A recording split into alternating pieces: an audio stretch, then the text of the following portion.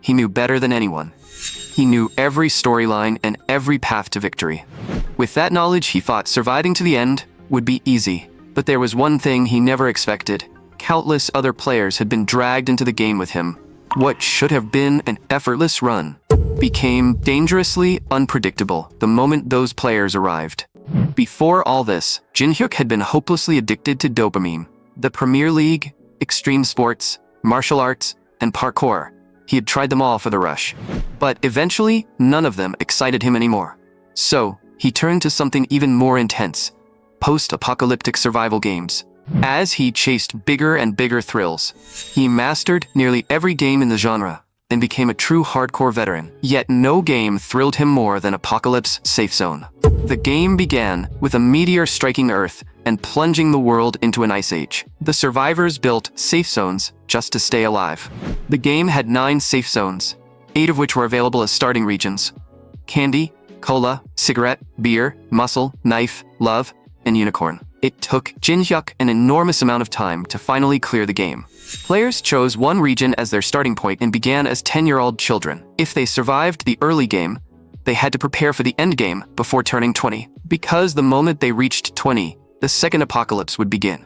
The first 10 years were merely the opening phase, a time to grow stronger and prepare. But once the second phase began, players had to fight the other regions for survival, and every cleared phase only led to one even deadlier than the last. The most dangerous of them all was the knife region. Everyone there was completely insane.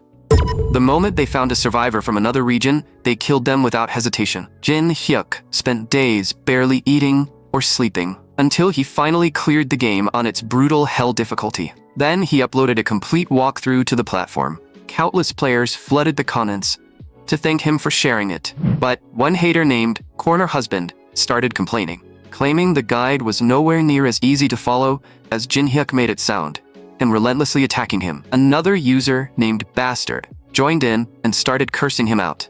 Jin-hyuk could only stare in disbelief. They were blaming his guide for their own terrible skills. So, he blocked Corner Husband and ignored the rest. But once he finished reading the comments, the excitement was already gone. He decided to step outside and clear his head. His dopamine levels were dropping again, and he needed a new thrill to bring them back up. But as Jin-hyuk turned around, something immediately felt wrong. He could have sworn there had never been a convenience store around here.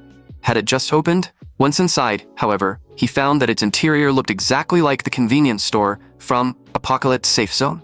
He pulled out his phone and took a few pictures, thinking he might as well give the owner some free publicity. Then he posted that some hardcore fan had opened a convenience store modeled after Apocalypse Safe Zone. A user named Guardian quickly asked for the address, and Jin-hyuk sent it to him without a second thought. After that, he grabbed a bottle of cola and went to pay. That was when he noticed there was no barcode on the bottle.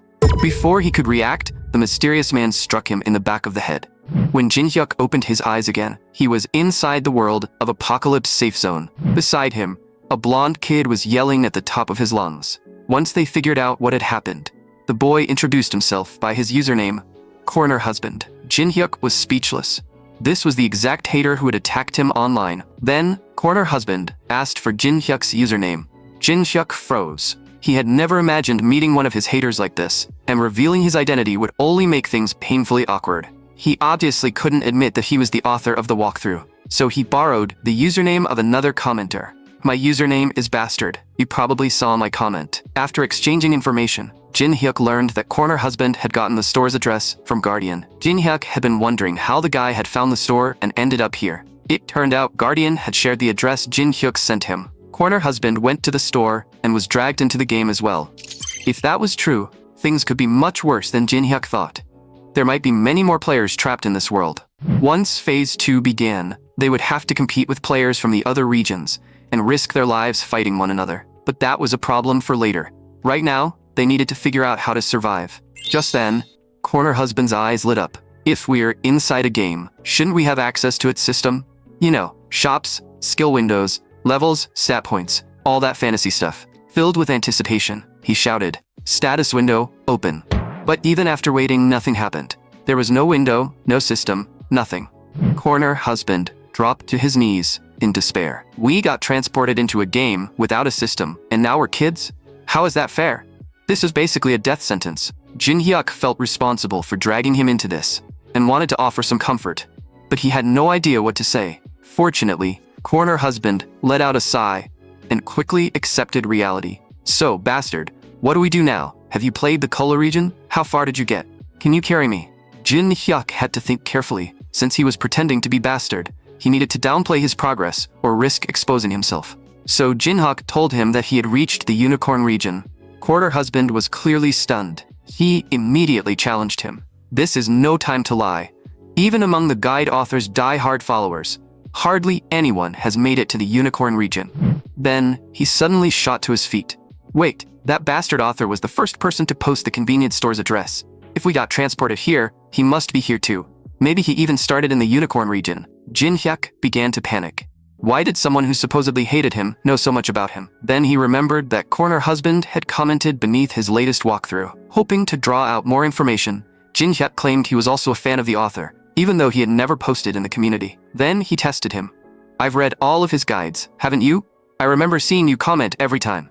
Corner husband's face turned slightly red, as though he had years of resentment bottled up inside. His chin trembled before he finally forced the words out. Then he suddenly screamed, I liked and commented on every single guide.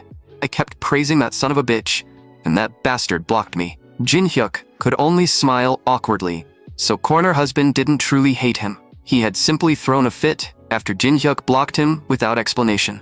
And, since he had supported every guide with likes and comments, maybe he wasn't such a bad guy after all. Jin Hyuk then said, you asked what we're going to do next, right? From now on, I'm using the illegitimate heir strategy. It's one of the walkthroughs posted in the community. The Kola region sat along the snowy edge of the continent and was ruled and protected by a military faction. Its supreme ruler and commander was Hayden Budman. The strategy was to impersonate his illegitimate son and inherit everything he had. Corner husband called him insane. Don't even think about it. This isn't a game anymore. It's reality. But Jin Hyuk calmly replied, if you're scared, figure something out on your own. Seeing that Jin Hyuk had made up his mind, corner husband insisted he wasn't scared. He simply couldn't believe such a ridiculous lie would fool the commander. If he catches you lying, you'll literally lose your head. Jin Hyuk couldn't blame him for thinking that way. After all, they had been dragged into a game overnight. Now, they were trapped in the bodies of 10-year-old children inside a post-apocalyptic world where death could come at any moment. Anyone would be terrified by such an unfamiliar and brutal reality. But Jin Hyuk wasn't afraid at all. His heart wasn't even racing. In fact, being trapped inside the game had given him a strange sense of excitement. The danger was sending his dopamine levels soaring. So he gave corner husband a direct answer. Even if I fail to fool the commander, I don't care if I die. For all we know, dying might be the only way to leave this game and return to reality. Seeing how fearless Jin Hyuk was, corner husband felt a slight urge to follow him. But after seeing that sinister yet carefree look on Jin Hyuk's face, he still called him a lunatic. Corner husband fell silent, his face filled with frustration and uncertainty. After a while, he quietly asked what he was supposed to do. Since the illegitimate heir strategy didn't require any help, Jin Hyuk noticed his hesitation and replied, since I can handle this strategy alone, I know somewhere that would be perfect for you. First, he asked, have you completed your military service? Corner husband shook his head and said he had only just turned 20. No wonder you act like such a rookie, Jin Hyuk said. But if you haven't served yet, that actually makes you perfect for this place. Corner husband stared at him in complete confusion. Jin Hyuk told him, here's the good news.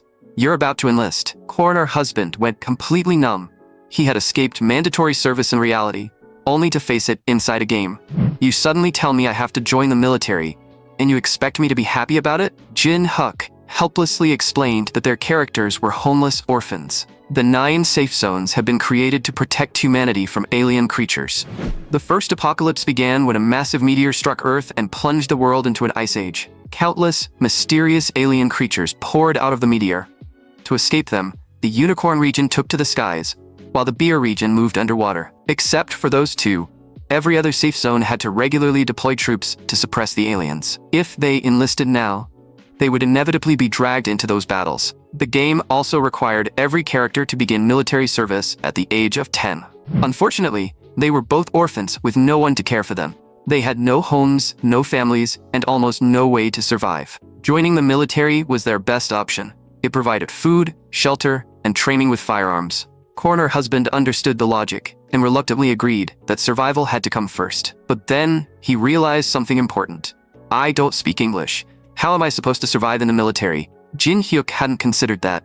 Apocalypse Safe Zone had never received a Korean version. Jin Hyuk had only learned English to write his walkthroughs, so ordinary communication wasn't a problem for him. 2.5 hours later, Jin Hyuk handed Corner husband a sealed application letter. I already submitted your enlistment application. Now we just wait. Corner husband stared at him and asked if he was serious. Jin Hyuk explained that if the Kola region recruited 10-year-old children, the application would probably be accepted. Corner husband immediately raised his middle finger at him. Even the application was in English. They sent us into a game without giving us a Korean language patch. Jin Hyuk had already stopped listening. He had filled out everything for him, from his name to his reason for enlisting. Don't worry. From now on, the only English you need is, yes sir. Jin Hyuk had also noticed something strange. They seemed to be the only people speaking Korean, yet no one around them appeared to care. Perhaps the game world automatically handled spoken languages. After the first apocalypse, survivors from many different countries had been forced to live together inside the safe zones. Jin Hyuk therefore gave Corner husband an important instruction. From now on, write down every piece of important information in Korean. That way, the NPCs won't be able to read it. There's one more thing. Once you enlist, we won't be able to travel together for a while. After Commander Hayden recognizes me as his heir, I'll call for you. Corner husband panicked. Does that mean we're going our separate ways? You can't just abandon me. You asked whether I had completed my military service, so that means you've already served. Why don't you enlist again with me? You look like you'd be good at this. Jin Hyuk reminded him that he had to carry out the illegitimate heir strategy. Corner husband still refused to give up, arguing that they might clear the game faster if they joined the military together. The word together suddenly made Jin Hyuk realize something. If other players had also been transported here, how many of them were currently hiding in the Kola region? He needed to establish a code of conduct for whenever they encountered other players. With that in mind, Jin Hyuk said, "Whatever happens, remember everything I told you. Don't become a useless soldier. For now, we're switching to solo mode." His cold declaration left Corner husband frozen in place. When Jin Hyuk walked away without looking back, Corner husband shouted, "If we're splitting up, you need to tell me one more thing before you leave." He wanted to know what English name Jin Hyuk had written on his enlistment form. Jin Hyuk merely told him that he would find out when the recruiting officer called his name. Meanwhile, the officer reviewing the application let out a sigh. What a strange name. Who would name their child Dear Outsider? It appeared that Corner husband's enlistment application had been approved. Jin Hyuk's next destination was the grave of Luna Moon. The key to completing the illegitimate heir strategy was buried with that unfortunate woman, and Jin Hyuk had to retrieve it. In the game's storyline, Commander Hayden had originally come from another region. Before joining the Kola Corps, he had nearly lost his life, but a soldier named Luna Moon miraculously saved him. Hayden later joined the Kola Corps, fell in love with Luna, and eventually had a child with her. But to everyone's surprise, the former commander made Hayden an offer. "Marry my daughter, and everything I have will be yours." Unable to resist the temptation, Hayden married the former commander's daughter. Before leaving, he promised Luna, "Once I succeed, I'll come back for you and our child. Trust me and wait for me." But he would never get the chance to keep that promise, because Luna Moon suddenly disappeared. Just as Jin Hyuk was about to dig up the grave, someone passed nearby and startled him. Luckily, the man was drunk. He failed to see Jin Hyuk clearly and assumed the movement had come from a fleeing rat. That had been far too close. Jin Hyuk had nearly ruined his entire plan. He would have to be more careful from now on, because getting caught would cause serious trouble. In the original game, even by the time Jin Hyuk cleared the Kola region, Hayden was still searching everywhere for Luna and their child. But Hayden never learned the truth. He believed Luna had merely gone missing, completely unaware that she had died long ago. Jin Hyuk felt guilty about digging up her grave, but he had no choice. The key item for the illegitimate heir strategy was inside. Halfway through digging, however, something felt wrong. The soil was far too loose. Had another player already been here? A drop of cold sweat slid down Jin Hyuk's face. If so, his entire plan could be ruined. Years earlier, a plague had swept to the slums where Luna Moon lived. Everyone who was still healthy fled, but Luna, a military doctor, stayed behind alone to care for the sick. Before long, she contracted the plague herself. The surviving patients built this grave for her. She had truly been an admirable person. Tragically, the refuge she found after separating from Hayden was the very place struck by the plague. Her life had been painfully tragic. For Jin Hyuk, however, the plague was useful, since almost no one dared come here anymore. The grave was so remote that even Hayden had never found it. Yet Luna's coffin was already open. Just as Jin Hyuk feared, the military dog tag that should have been around Luna's neck was gone. The standard illegitimate heir route began here. The player had to retrieve Hayden's keepsake from Luna's grave and bring it to him. Normally, presenting the military dog tag Luna had worn was enough to be recognized as his illegitimate child. Jin Hyuk had suspected this might happen from the moment he arrived. But another player had still beaten him here by following the walkthrough he had written. Instead of becoming discouraged, Jin Hyuk smiled. Things were finally getting interesting. Still, he had no reason to panic. He had prepared a backup, and only he knew where the real keepsake was hidden. He had deliberately left the secret out of his walkthrough. The true token Hayden had given Luna was never the dog tag. It was hidden in the last place anyone would ever want to search. The real keepsake was the eclipse ring, forged from a fragment of the meteor that had brought destruction to the world. Normally, the dog tag alone was enough to complete this route. But since someone had already taken it, Jin Hyuk had no choice but to retrieve the real keepsake. Even in death, Luna would never have wanted anyone to expose her grave and steal that ring. Jin Hyuk whispered, "I'm truly sorry for disturbing your eternal rest, Miss Luna Moon. From now on, I'll live under the identity of your child. If I become Commander Hayden's heir, I promise to treat him as my real father and do everything I can to survive." As soon as Jin Hyuk finished speaking, the eclipse ring erupted with a blinding light that illuminated the entire area. A system notification immediately appeared, telling him that he had moved one step closer to the secret of the apocalypse. Jin Hyuk quickly covered the ring. If anyone saw that light, he would almost certainly be captured. The next moment, a system panel appeared. It displayed several notifications. System partially unlocked, system notifications activated, and character profiles activated. The inventory and the all-region clearer benefit were also activated. Jin Hyuk froze, surprised that fulfilling special conditions could grant additional rewards. He initially wanted to check whether the system could connect him with other players, but he was more interested in the reward, so he pressed confirm. The system announced that Dopamine Addict, the only player to clear every region, had received the title inheritance benefit. Title effects could not stack, and 4 titles had been inherited. Any title earned inside a safe zone could be carried into future playthroughs, and its effect was usually connected to how it had been obtained. For example, equipping Friend of the Moon made it easier to gain favor with NPCs who cared about Luna. Since Jin Hyuk had to meet Commander Hayden tomorrow, he decided to equip Friend of the Moon. But if only the all-region clearer received these bonuses, every other player would have to start from nothing. What was the bastard who sent them into this game trying to accomplish? However, the moment Jin Hyuk placed the eclipse ring on his finger, something unusual happened. The system suddenly displayed a message. Title effect is currently influencing a target. Jin Hyuk stared at it in confusion. That notification should only appear when an affected NPC entered his line of sight. But he was completely alone. So where was the NPC? Jin Hyuk picked up his shovel. He had no idea what had triggered the message, but since nothing else happened, he ignored it and buried Luna again. As for the player who had stolen the dog tag, he had probably already gone to the commander's residence. The man had been sharp and diligent enough to follow the perfect walkthrough, but now Jin Hyuk would have to eliminate him personally. The next day, Jin Hyuk arrived at the commander's residence. 2 guards immediately stopped him and demanded to know why he was there. Before answering, Jin Hyuk activated his title effect. "I know the person Lord Hayden has been searching for." The guards exchanged knowing looks. The young master was right. He really did appear. One of them waved Jin Hyuk through. "The young master is waiting for you inside." This was nothing like the outcome Jin Hyuk had expected. Who was this supposed young master? Had another player been waiting for others to arrive? When Jin Hyuk entered the room, the 2 people inside immediately noticed him. The black-haired boy spoke first. "You're a player too, aren't you?" As Jin Hyuk studied them, the system identified the red-haired man as Taejong Tesbion's. It also stated that the player had not unlocked the system, so friend requests were unavailable. The red-haired man spoke. "You don't need to be so cautious. You've probably already realized that Korean doesn't exist in this world. As long as we speak Korean, the NPCs around us can't understand anything. As for this guy, he's a player named Safe Zone Number 8. I already figured that out," Jin Hyuk replied. "Since you're willing to share information, I assume you aren't hostile." He then asked why they had been waiting for other players. The black-haired boy smiled. "You're impatient. We should exchange names before you start asking questions." Safe Zone Number 8 clearly wanted to learn Jin Hyuk's identity. Since neither of them had unlocked the system, they couldn't inspect his information. Jin Hyuk could simply fool them with another fake username. But before he could introduce himself, The black-haired boy slowly approached him. He introduced himself first. I'm Dopamine Addict, the first player to clear this hellish game.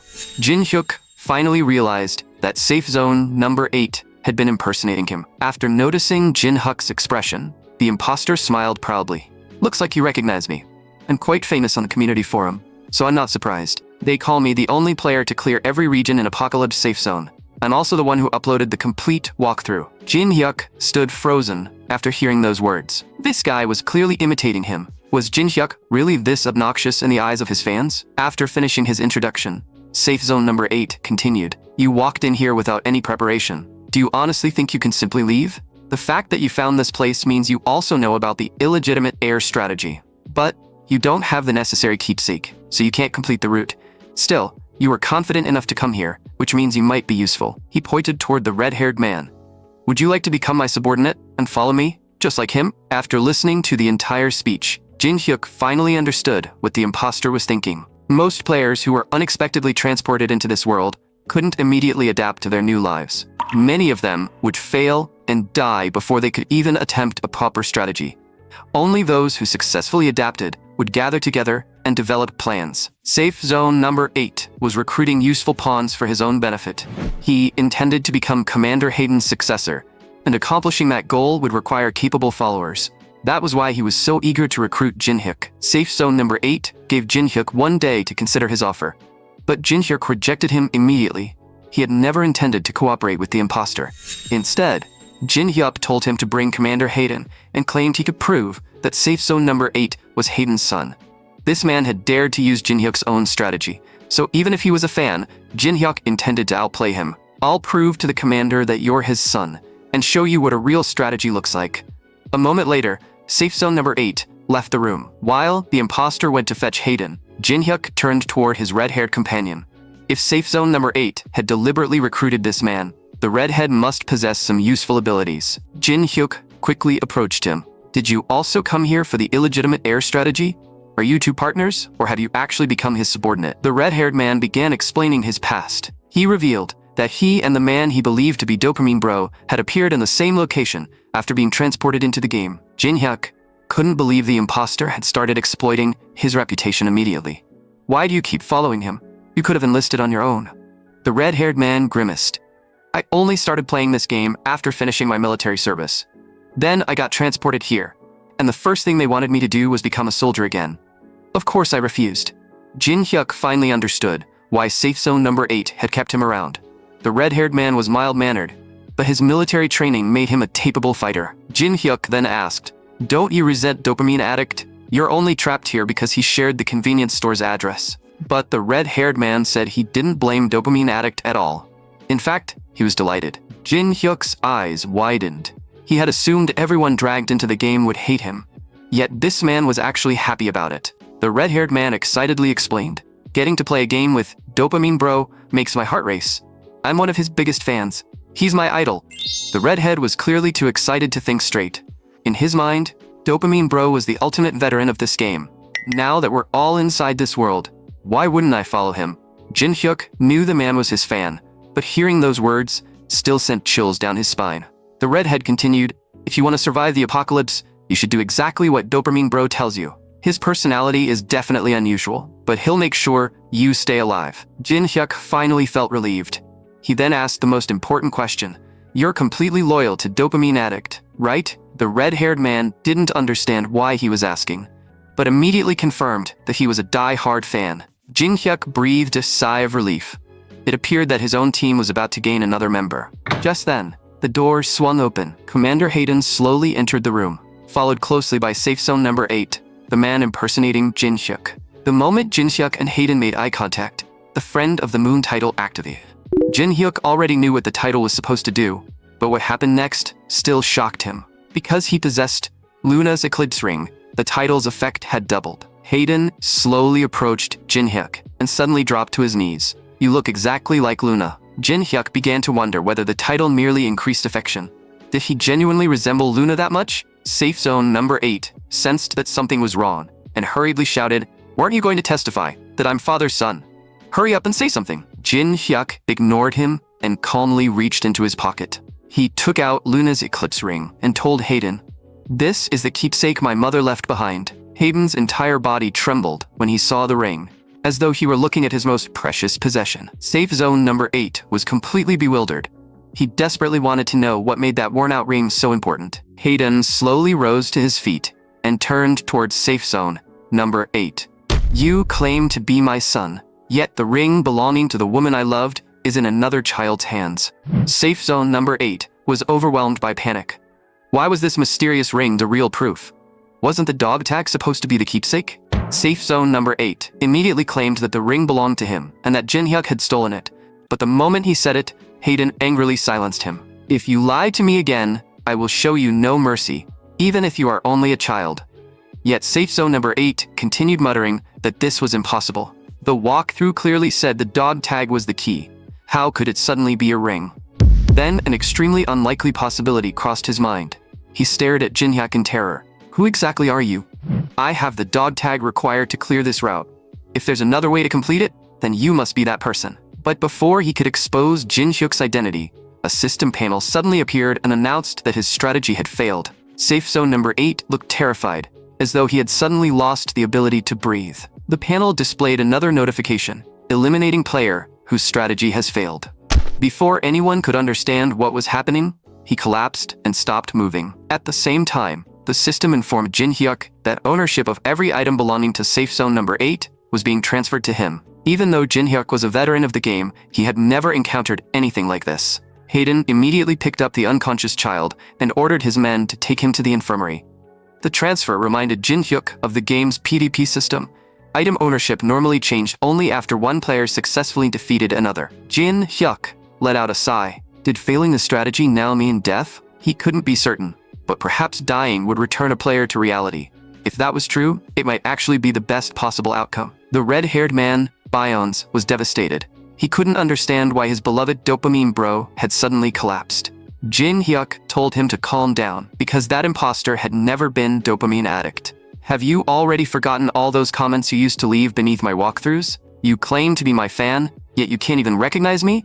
I'm the real dopamine addict. Byons stared at him in complete disbelief. Jin-hyuk explained directly, you haven't unlocked the system yet, so you can't inspect my player information. I completed a special mission and unlocked part of the system, which allows me to view information about other players.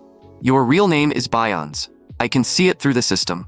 Besides, I'm not only the player who unlocked the system, I'm also the only person to clear every region, and I've already created a strategy that cannot fail. Byons finally believed him and repeatedly apologized with a deeply regretful expression.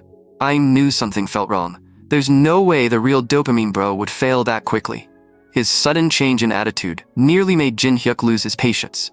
Byons immediately began flattering him, claiming he had known all along that Jin-hyuk was the real dopamine bro. Jin-hyuk replied irritably, how am I supposed to believe you when you say it like that? Keep your voice down. I don't want my identity exposed yet. Not every player is friendly toward me. Some of them would love to see me dead. From now on, call me Hayden Goodman. Byons immediately understood the meaning behind the fake name. So, you're the commander's son now? Jin-hyuk replied, if you cooperate, I'll make sure you survive in this region. Byons nodded excitedly and promised to follow every order and give his full effort. His only condition was that Jin-hyuk never force him to enlist again. That condition was easy enough to handle.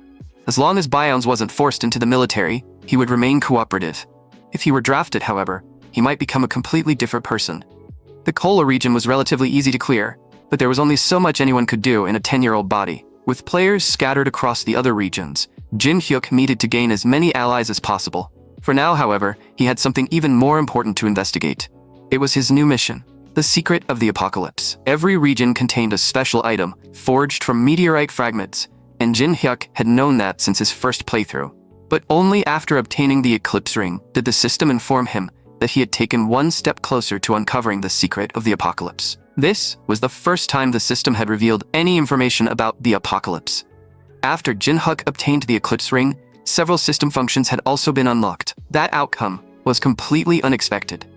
Perhaps each player had to obtain the most important item in their region before gaining access to the system. In other words, the more meteorite relics Jin-hyuk collected from the other regions, the closer he would come to opening a chest that had remained sealed for years. Inside that chest lay the truth behind the end of this world, and possibly even a way back to Earth. Jin-hyuk had originally believed he only needed to prevent the apocalypse. Now he also had to uncover its secret. A smile slowly spread across his face. Reality was clearly different from the game, and that uncertainty set his dopamine levels soaring. Jin-hyuk told Byons, "When the commander returns, tell him that safe zone number 8 deceived you. You were working with the fake sun, so Hayden is probably suspicious of you. Once we leave this place safely, I'll introduce you to another player. His username is Corner Husband, and he's been helping me behind the scenes." Byons immediately recognized the username. He remembered Corner Husband frequently leaving foul-mouthed comments beneath Jin-hyuk's walkthroughs. "That's the guy," Jin-hyuk said. "When you meet him, don't reveal my real identity. Just follow my lead and play along." But Byons suddenly shared another piece of information. "There's also that bastard whose surname starts with T. I think he was transported here too." Jin-hyuk found that difficult to believe and asked how Byons knew. Byons explained that after Jin-hyuk posted the convenience store's location, hardcore members of the community began disappearing one after another. Curiosity drew many players to the store, including Byons himself. While there, he met a man whose surname began with T. They exchanged names, and the man introduced himself as Bloom. After entering the convenience store, Bloom decided to buy a knife. He had wanted to try the knife region ever since Jin-hyuk published his walkthrough for it. Bloom even muttered that it was a hidden region before purchasing the knife and completing the transaction. After hearing the story, Jin-hyuk began to understand the pattern. He had purchased a bottle of cola and awakened in the cola region. Following the same logic, Bloom had purchased a knife, so his starting point was probably the knife region. That meant Bloom had landed in the worst possible place. The other players couldn't blame everything on Jin-hyuk. He had only given the address to Guardian. Jin-hyuk asked, "Did you actually see Bloom get transported? Did someone hit him in the head too?" Byons stared at him in confusion. Jin-hyuk explained, "When I checked out, the clerk hit me with a barcode scanner. That was when I was transported into the game." Byons shook his head. "The clerk never hit me. I was transported here the moment I stepped out of the convenience store." If Byons hadn't been struck or bumped into anyone, why had that insane clerk attacked only Jin-hyuk? There was no point thinking about it now. Jin-hyuk reminded Byons that if anyone questioned him, he had to insist that safe zone number 8 had deceived him. Just as Jin-hyuk was about to give him more instructions, the door opened. A soldier entered and said, "The commander wants to see you." After responding to the soldier, Jin-hyuk realized that the next stage of his strategy was about to begin. He then went alone to meet Commander Hayden. Jin-hyuk casually took a seat and said, "Sorry to keep you waiting." Hayden told him that his sick friend had already been sent away. Hayden then invited Jin-hyuk to share a meal. After a brief exchange of pleasantries, he began asking questions. "I spent years searching for you and Luna, but I could never find either of you. Where have you and your mother been all this time?" Jin-hyuk calmly replied, "We lived deep inside the slums. My mother is still there. More precisely, her grave is there." After hearing those words, Hayden completely lost his composure and stared at Jin-hyuk in disbelief. He had finally confirmed that Luna, the woman he loved, was dead. Hayden spoke with deep regret. "You lost your mother because I failed to keep my promise. I want to make up for everything I've denied you over the years. I will name you as my heir and leave everything I own to you." At that moment, a system notification announced the successful completion of the illegitimate heir strategy. The panel displayed a message. "Reward selection unlocked. Choose carefully." Everything matched Jin-hyuk's expectations. The illegitimate heir strategy was only the beginning. Whenever Jin-hyuk completed a major storyline, the system would present him with a reward choice. To eventually become commander of the Kola region, he had to make the correct choice 3 times. The rewards he requested would directly influence whether Hayden accepted him as his successor. Hayden said, "Tell me what you want, and I'll do my best to grant it." Jin-hyuk had already decided on his first reward.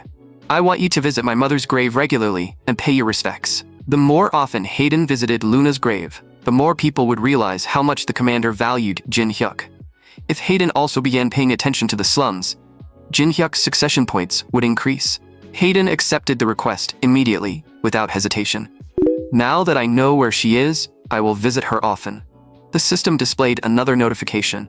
Reward condition completed, 1-3. 2 reward choices remained, and Jin-hyuk needed to consider them carefully before answering. Then, Hayden noticed an important detail. Jin-hyuk's hand was injured. "You can think about the remaining rewards later," Hayden said. "Let's eat first." Jin-hyuk stared at the feast Hayden had prepared. The table held cornbread, salad, and even real meat. It wasn't a byproduct harvested from a monster. It was genuine meat, an incredibly rare ingredient in this post-apocalyptic world. Meanwhile, Byans had successfully convinced everyone that he had no connection to safe zone number 8. Once Jin Hyuk knew Byans was safe, he finally relaxed and picked up a piece of cornbread. But the moment he took a bite, the bread dissolved like digital data and vanished from his hand. Jin Hyuk stared in confusion. He hadn't even had time to chew. So how had the food disappeared? Hayden also noticed the strange phenomenon. He slammed the table and stood up in shock. The food really did disappear in your hand. Jin Hyuk immediately sensed trouble. Had Hayden discovered that something was wrong with him? Was he about to be captured? Instead, Hayden grabbed his hand and examined it in disbelief. I knew I wasn't imagining it. The wound on your hand is gone. Jin Hyuk looked just as confused. He clearly remembered injuring his hand earlier, but after eating the food, the wound had miraculously disappeared. The food had been instantly absorbed into his body, exactly as it would have been inside the game. Looking back, Jin Hyuk hadn't felt hungry once since acquiring this body. It was as though his new body didn't require normal meals. In the game, eating a piece of cornbread restored 10 health points. That meant his body retained the game mechanic that allowed food to restore health. The game's mechanics were now directly affecting reality. Jin Hyuk no longer had to worry about hunger, and even his injuries could be rapidly healed by eating food. Since the all-region clearer perk never mentioned this ability, restoring health through food was probably a universal trait shared by every transported player. Jin Hyuk would eventually have to test the limits of this healing ability. Byans could serve as the perfect test subject. For now, however, Jin Hyuk had another problem. How was he supposed to explain what had just happened to Hayden? Before he could speak, Hayden interrupted him. Your mother, Luna, possessed the same healing ability. Countless people have come to me over the years claiming to be my biological child, but I knew they were all lying. The moment I witnessed your healing ability, I finally understood that you truly are my son. I'm grateful that you inherited your mother's power and returned to me. Jin Hyuk didn't answer immediately. The entire room fell silent. The more he considered Hayden's explanation, the stranger it seemed. As far as Jin Hyuk knew, no NPC in the game possessed healing abilities. Luna was supposed to be nothing more than a game character. Could she have actually been a player? Fortunately, Jin Hyuk hadn't exposed his identity, but now he had even more mysteries to investigate. Why was the Eclipse Ring both a symbol of Hayden and Luna's love, and an item connected to the secret of the apocalypse? And had Luna truly possessed the same healing ability as a player? There were far too many coincidences. Together, they formed a much larger mystery. Jin Hyuk wanted to ask Hayden exactly how Luna had used her ability, but such a question would inevitably raise suspicion, so Jin Hyuk needed to secure his position before investigating further. He then cautiously asked, "May I make one more request?" Hayden readily agreed. Jin Hyuk said he wanted to share a meal with children his age once every month. Although he presented it as a question, it was actually his second reward request. He explained his reasoning directly. There are countless children outside who are starving and freezing. I'm extremely fortunate to receive a meal like this, so I want to help them however I can. Of course, that noble explanation was merely a cover. Only players could instantly absorb food in this world. By organizing a single meal, Jin Hyuk could easily distinguish players from NPCs. If familiar community members such as Destroyer Lord, Taejun, Taesei, or Corner Husband appeared at the table, managing them would become much easier. He could also gain the trust of the other children, since they might eventually work under him. The plan would accomplish 3 goals at once. But none of that would be possible unless Hayden approved his request. Jin Hyuk understood Hayden's hesitation.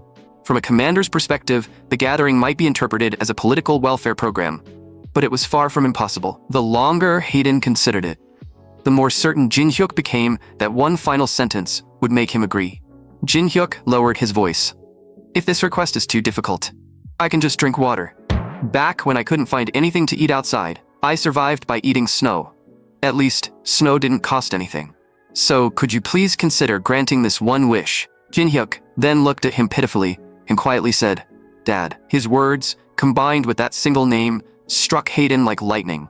Unable to refuse any longer, he said, "I'll organize a gathering at the beginning of next month." The system immediately announced that Jin Hyuk had completed 2 of the 3 reward conditions. Evening soon arrived, and it was time for Jin Hyuk to sleep. Hayden personally placed him in bed, tucked him beneath the blankets, and told him to rest. Jin Hyuk politely replied, "Good night, Commander." Hayden froze. Jin Hyuk had called him Dad only moments earlier, yet now he had returned to calling him Commander. Hayden became so emotional that he couldn't speak. After a moment, Hayden looked out at the moonlight and said, "You must have many questions. Why did I marry another woman when I loved your mother?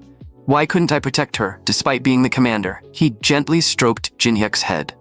"I want to tell you everything, but you may still be too young to understand. When the time is right, I'll tell you everything I know, and when that day comes, will you tell me everything you know as well?" Jin-hyuk answered, "I understand."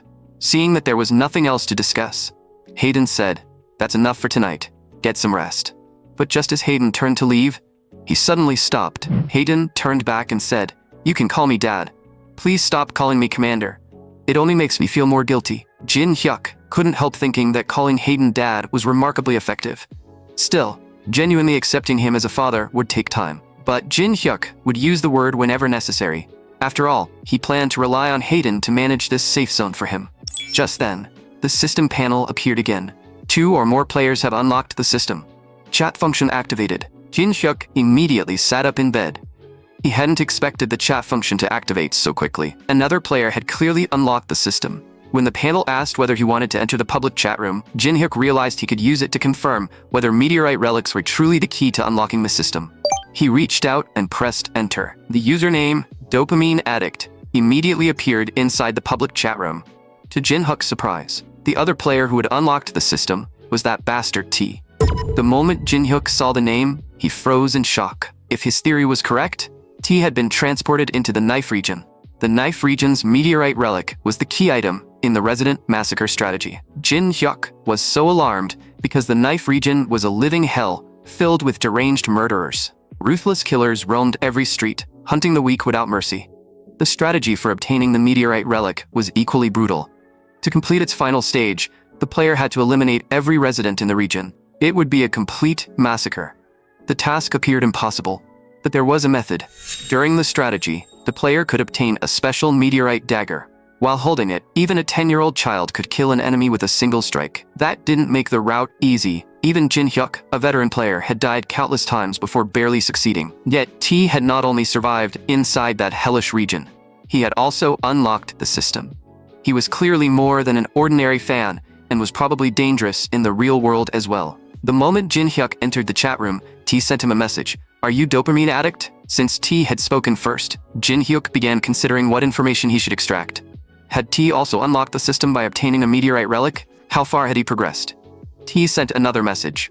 "Are you really the dopamine addict I know?" "You guessed correctly. It's me," Jin-hyuk replied. As an experienced player, he needed to remain calm. T might reveal something important while speaking, so Jin-hyuk had to notice every detail. But T's next message said, "Dopamine addict, I'll find you and kill you with my own hands." Jin-hyuk stared at the message in confusion. What had he possibly done to make this man hate him so much? By the next morning, a soldier entered the room and told Jin-hyuk to get up because the commander's deputy was looking for him.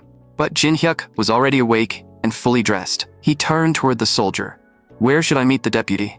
The previous night, Jin-hyuk had done everything possible to calm T down. He repeatedly emphasized that they were now in the same boat and asked him to control his anger. Jin-hyuk wasn't comforting him out of kindness. T was clearly capable, and Jin-hyuk needed him to survive long enough to obtain the knife region's meteorite relic. Jin-hyuk even shared useful information with him.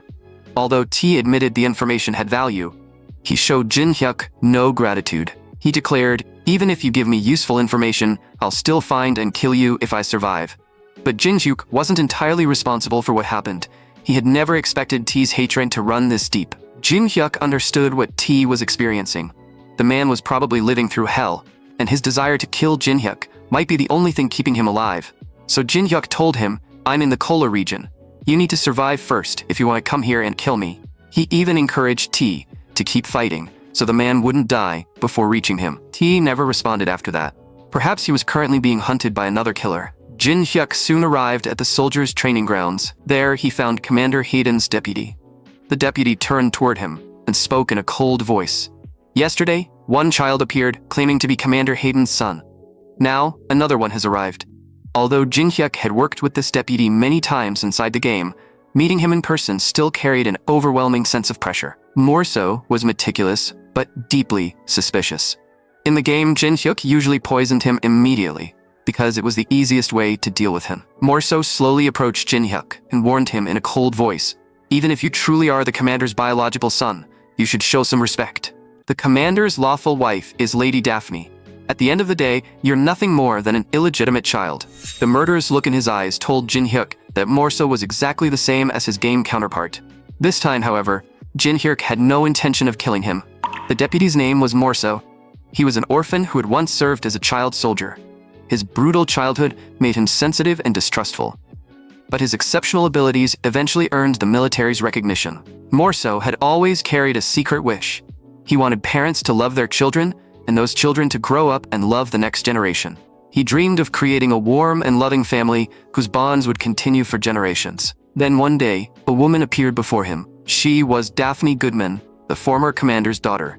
The moment Morso saw Daphne, he felt his heart race for the first time. It felt completely different from the tension and excitement of war. For a while, he believed those feelings might fulfill his lifelong dream of having a family. But that beautiful and foolish hope remained nothing more than an unreachable fantasy. Morso couldn't admit that he had fallen in love with the commander's daughter, so he buried himself in his work. It allowed him to hide his feelings for Daphne, while dedicating his life to protecting the place she called home. But his peaceful days didn't last. One day, another man appeared. That man was Hayden, and he married Daphne. He even inherited the position of commander. After becoming Hayden's deputy, Morso eventually learned the truth behind the marriage. Hayden hadn't married Daphne because they loved each other.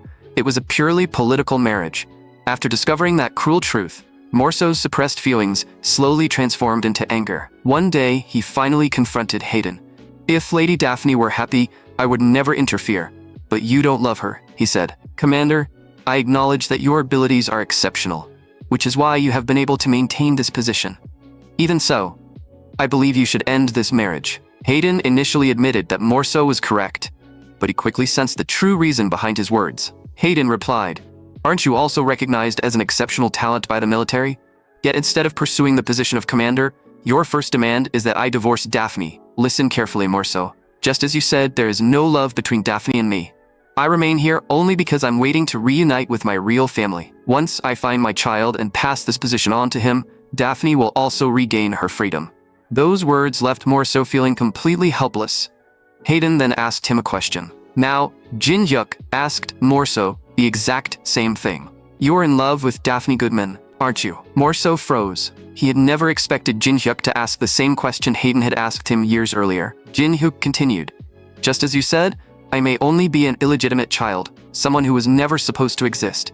But that may be exactly why I understand what you truly want. Morso was an exceptionally valuable asset, and abandoning him would be a terrible waste. I've always wanted a real family too, so I believe I understand how you feel." Those words may have struck the most vulnerable part of Morso's heart. Jin Hyuk intended to do everything possible to bring Morso to his side. It would be a waste not to recruit someone so intelligent and meticulous. Still, had he taken the sympathy act a little too far? Judging by Morso's reaction, it hadn't gone badly. After a moment of silence, Morso apologized, allowing Jin Hyuk to finally relax. Just then, the system panel suddenly appeared again. A player named God had unlocked the system and joined the public chat room. Immediately afterward, many other players unlocked the system at the same time and began entering the chat. Jin Hyuk struggled to process the non-stop notifications. He had expected other players to unlock the system eventually, but not this many in such a short period. The moment that thought crossed his mind, another familiar user entered the chat room. It was Guardian, whose full username was Home Guardian. He was also the person responsible for this mass transportation incident. If T truly wanted someone to hate, Home Guardian was the real culprit. Jin Hyuk silently welcomed his arrival with a bitter smile. Home Guardian's first message was, "Dopamine addict, were you transported here too?" More and more players entered the chat and began complaining about their situations, including several of Jin Hyuk's loyal fans. But the message that caught Jin Hyuk's attention came from Home Guardian. The man was completely absorbed in his own world and showed no concern for anyone else's survival. Once the second apocalypse began, the low-difficulty regions would become priority targets, making defense and evacuation far more dangerous. When that time arrived, players would have to abandon the easier regions and move into higher difficulty areas to avoid being killed. But most players focused only on surviving the early game and tried to remain inside the easy regions. That decision would lead them directly toward destruction. Jin Hyuk posted a message, "I'm currently in the Kola region. To evaluate our situation, I need to know which regions the rest of you are in. The other players began reporting their locations. Nearly every region was represented, but Jin-hyuk was most interested in Home Guardian, who had appeared in the cigarette region. Jin-hyuk had already suspected it from the man's tone. But Home Guardian really had landed in an easy region. Jin-hyuk could only pray that he didn't die. Home Guardian was someone Jin-hyuk needed to meet alive. In any case, players from different regions couldn't physically reach one another before the second apocalypse. That meant revealing their locations wouldn't create any immediate danger. Their answers also helped Jin-hyuk understand the situation. He remembered that a dental clinic had been located beside the convenience store. The player named Dentist had probably entered the store and been dragged into the game. The only regions without confirmed player locations were Candy and Unicorn. An ordinary person couldn't possibly survive in the Unicorn region, so Dentist was probably in the Candy region.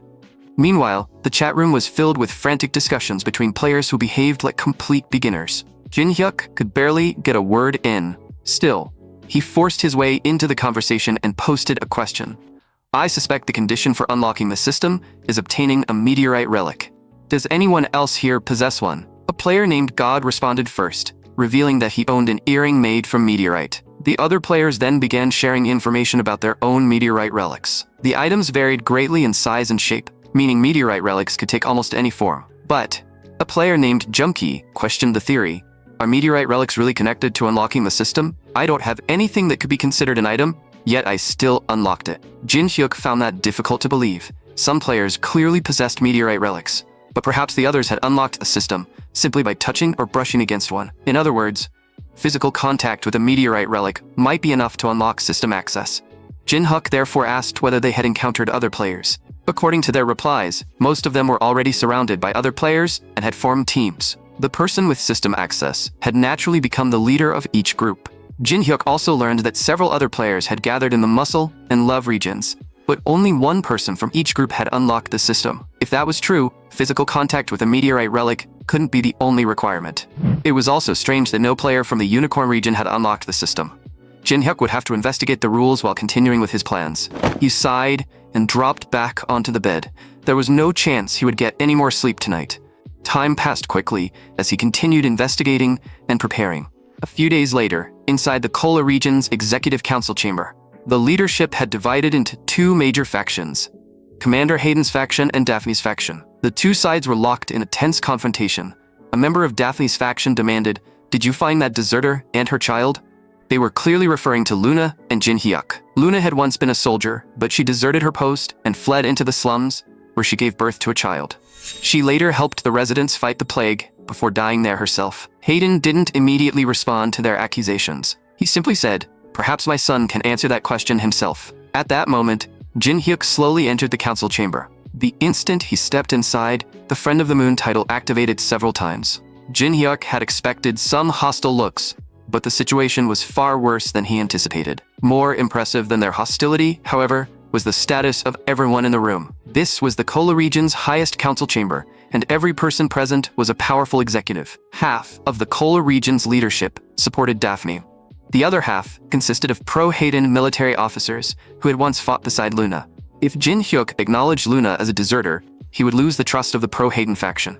But if he called her a hero, the pro-Daphne faction would refuse to follow him. However, whether Luna was a deserter or a hero wasn't the real issue. Jin-hyuk calmly said, "Whether you consider my mother a deserter or a hero isn't what matters most. What matters is that Lord Hayden is my father. If this is a struggle for power, then I'll face it with everything I have." His declaration immediately enraged one of the executives. The man jumped to his feet and shouted, "How dare some bastard of unknown origin speak so arrogantly in this chamber?" He began moving toward Jin-hyuk, but what happened next left even Jin-hyuk stunned. A bullet suddenly tore through the chest of the executive who had been shouting moments earlier. The shooter was Deputy Morso. Believing that the man was about to harm Jin-hyuk, he had impulsively pulled the trigger. Jin-hyuk said nothing after hearing Morso's explanation. He merely looked down at the blood on his clothes and calmly asked, "Are we continuing the meeting? This gentleman's blood has stained my clothes." After Morso killed an executive for challenging Jin-hyuk, the meeting ended early. No one else dared to speak. A member of the pro-Daphne faction had died directly in front of Hayden, yet the commander hadn't even blinked. After the meeting, Hayden told Jin-hyuk, "I already knew you were intelligent, but I never expected you to be this bold." He then turned toward Morso. I asked you to educate him over the past few days. What do you think of him? Morso answered. I realized almost immediately that he wasn't an ordinary child, but his performance still exceeded every expectation I had. He has already mastered formal etiquette, memorized the Goodman family's history and the Kola region's military structure, and listened closely to everything I told him about Lady Daphne. For someone his age, his concentration and memory are extraordinary. But his marksmanship surprised me the most. His skill is comparable to someone who has trained for 20 years. I witnessed it myself, yet I still find it difficult to believe. His stance, breathing, and composure were flawless. He doesn't resemble a 10-year-old child at all. He moves like a veteran who has trained for years. What shocked Morso even more was that this was supposedly Hayden's first time holding a gun, yet nearly every shot struck the center of the target. What Morso didn't know was that Jin Hyuk had served in the South Korean military and earned a reputation as a sharpshooter. Still, this 10-year-old body truly had never fired a gun before. Morso explained, anyone can hit a target after mastering the fundamentals of shooting. But young Master Hayden's marksmanship goes far beyond simply hitting a target. His talent can only be described as extraordinary. Accurate shooting is essential for protecting the Kola region. A monster can only be killed instantly by hitting its core. Marksmanship that cannot strike the core is worthless. If the bullet misses the core, the monster won't die. That is why I believe young Master Hayden will be indispensable in the coming war of conquest. Only after speaking did Morso realize that he had become far too excited. He had completely lost his composure in front of the commander. After hearing Morso's evaluation, Hayden became even more certain that everything matched his expectations. The child resembled Luna in every way, from his healing ability and appearance to his talent for combat. By the following day, news of what happened inside the council chamber had spread throughout the military. The soldiers whispered that Deputy Morso had shot and killed Lieutenant General Bolton. What disturbed them even more was young Master Hayden's reaction. Bolton had died directly in front of him, yet the boy had only complained about the blood staining his clothes.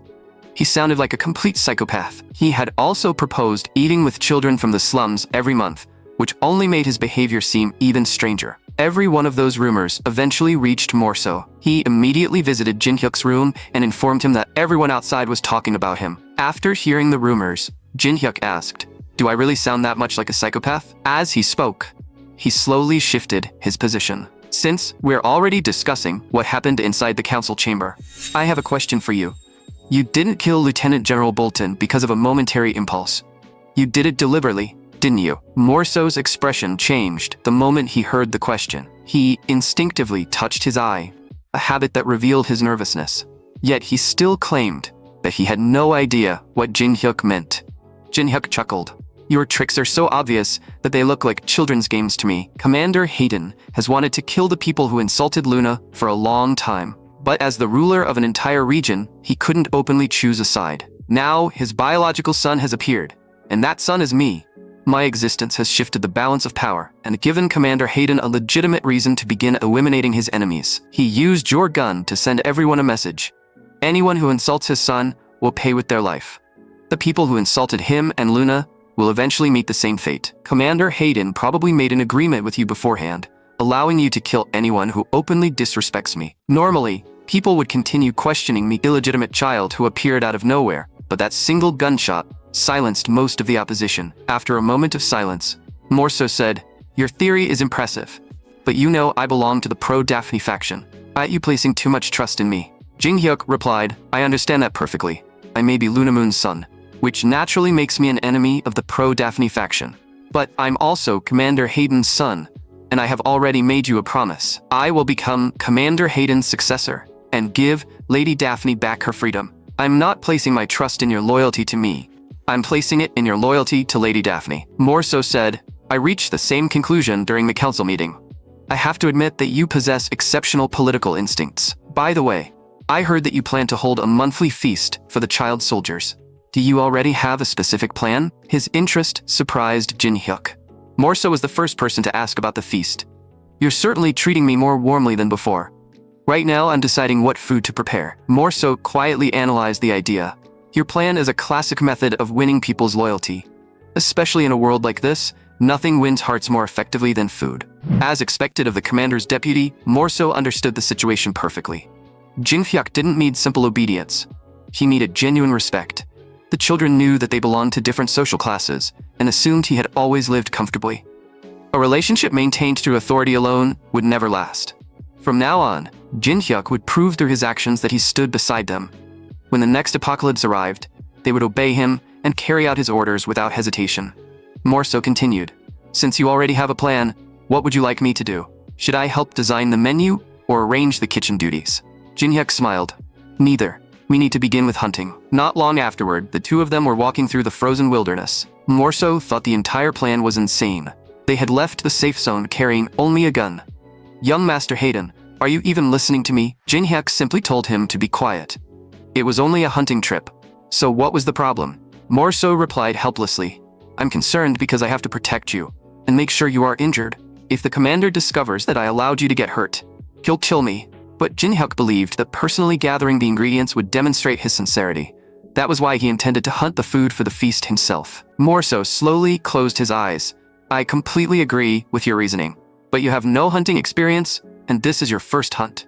If you get hurt while trying to demonstrate your sincerity, I'll be the one forced to accept responsibility." Jin Hyuk didn't argue with Morso's scolding. He silently continued walking forward, but the more he considered it, the stranger Morso's objections seemed. Jin Hyuk was now the commander's son, so why should a simple hunting trip be a problem? Besides, he believed hunting alone would have been easier. The only reason Jin Hyuk brought Morso was that he needed the deputy to serve as a witness when he eventually tamed and controlled a monster. Morso suddenly announced that they were in luck. A long-legged rabbit soon appeared ahead of them, and its size made it a suitable target. But Jin Hyuk shook his head. That wasn't the prey he wanted. Before Morso could react, Jin Hyuk pulled out his dagger and cut open his palm. He allowed his blood to drip onto the snow before quietly warning Morso, "Don't speak from now on. You'll scare away my prey." After an unknown amount of time, a noise finally came from deep inside the forest. A hippo boar emerged from between the trees. Its appearance was exactly what Jin Hyuk expected, but Morso stared at it in shock. Morso quickly warned him, "Hippo boars rarely approach areas inhabited by humans. Why is one here? That creature is extremely dangerous." Just as Morso said, hippo boars rarely revealed themselves. They usually hunted small beasts, such as long-legged rabbits, and avoided challenging anything stronger than themselves. Morso immediately understood why Jin Hyuk had ignored the rabbit. The hippo boar had been his true target all along, but he still couldn't stop himself from asking, "Couldn't you have used that rabbit as bait? Why did you have to cut your own hand?" Jin Hyuk explained to Morso that hippo boars possessed an extremely powerful sense of smell. If he shot the long-legged rabbit, the gunshot and the smell of gunpowder would scare the creature away. He then raised his gun and ordered Morso to move back and draw the hippo boar's attention from another direction. Even if the creature was skilled at avoiding humans, it couldn't defend against two directions at once. Jin Hyuk then activated one of his inherited titles, Magic Marksman. The moment the title activated, the hippo boar charged toward him. It chose to attack instead of fleeing because the scent of Jin Hyuk's blood continued drawing it closer. Jin Hyuk slowly raised the barrel and aimed at the creature's only core. Located on top of its head, a single gunshot shattered the core into pieces. The sight left even the battle-hardened Morso frozen in disbelief.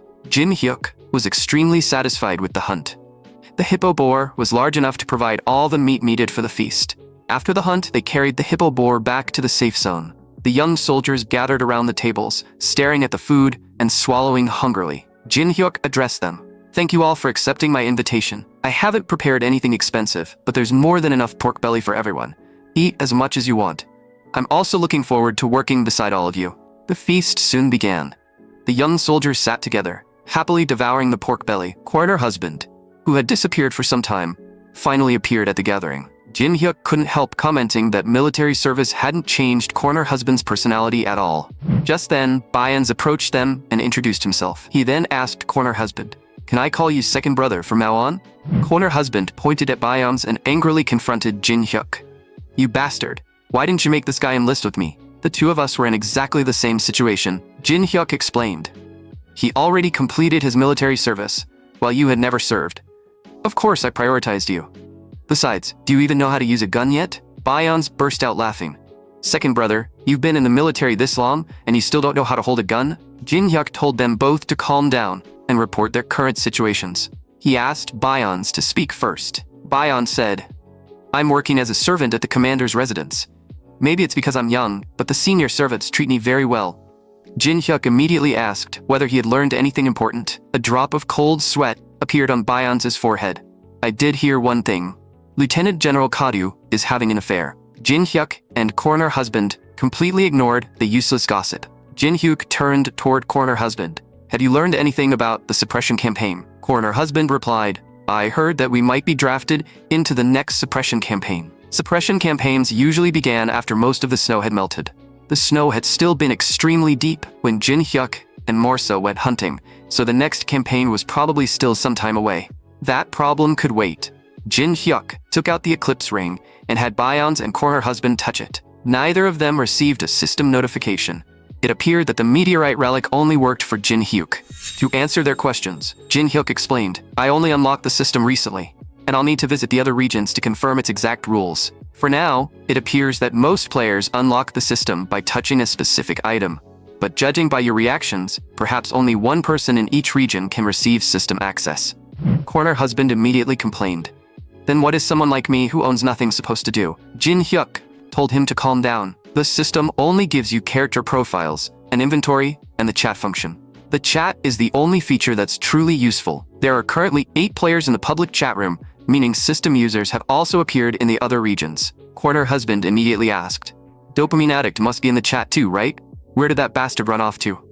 Jin Hyuk's body stiffened. He hadn't expected corner husband to suddenly start looking for him. Jin Hyuk sighed and pretended to be helpless. Everyone is hiding their information, so I haven't heard where he is.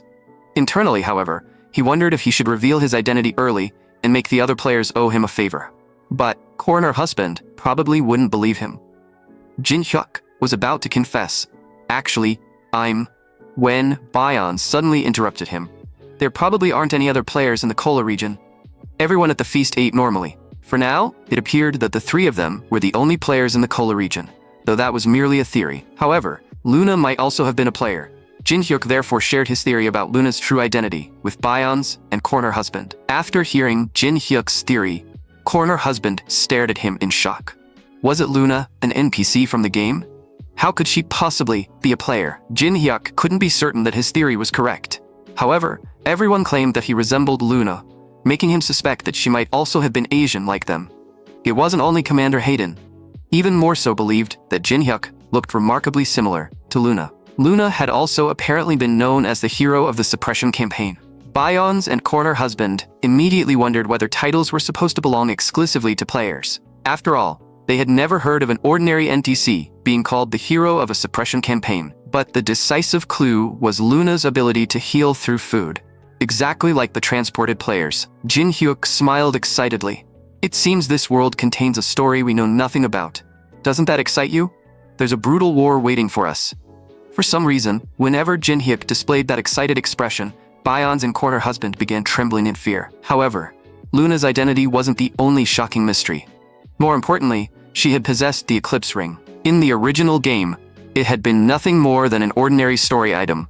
Yet after Jin Hyuk touched the ring, his Friend of the Moon title produced an unusual reaction. That suggested this world contained a much greater secret. Whenever Commander Hayden was nearby, the eclipse ring radiated a gentle warmth.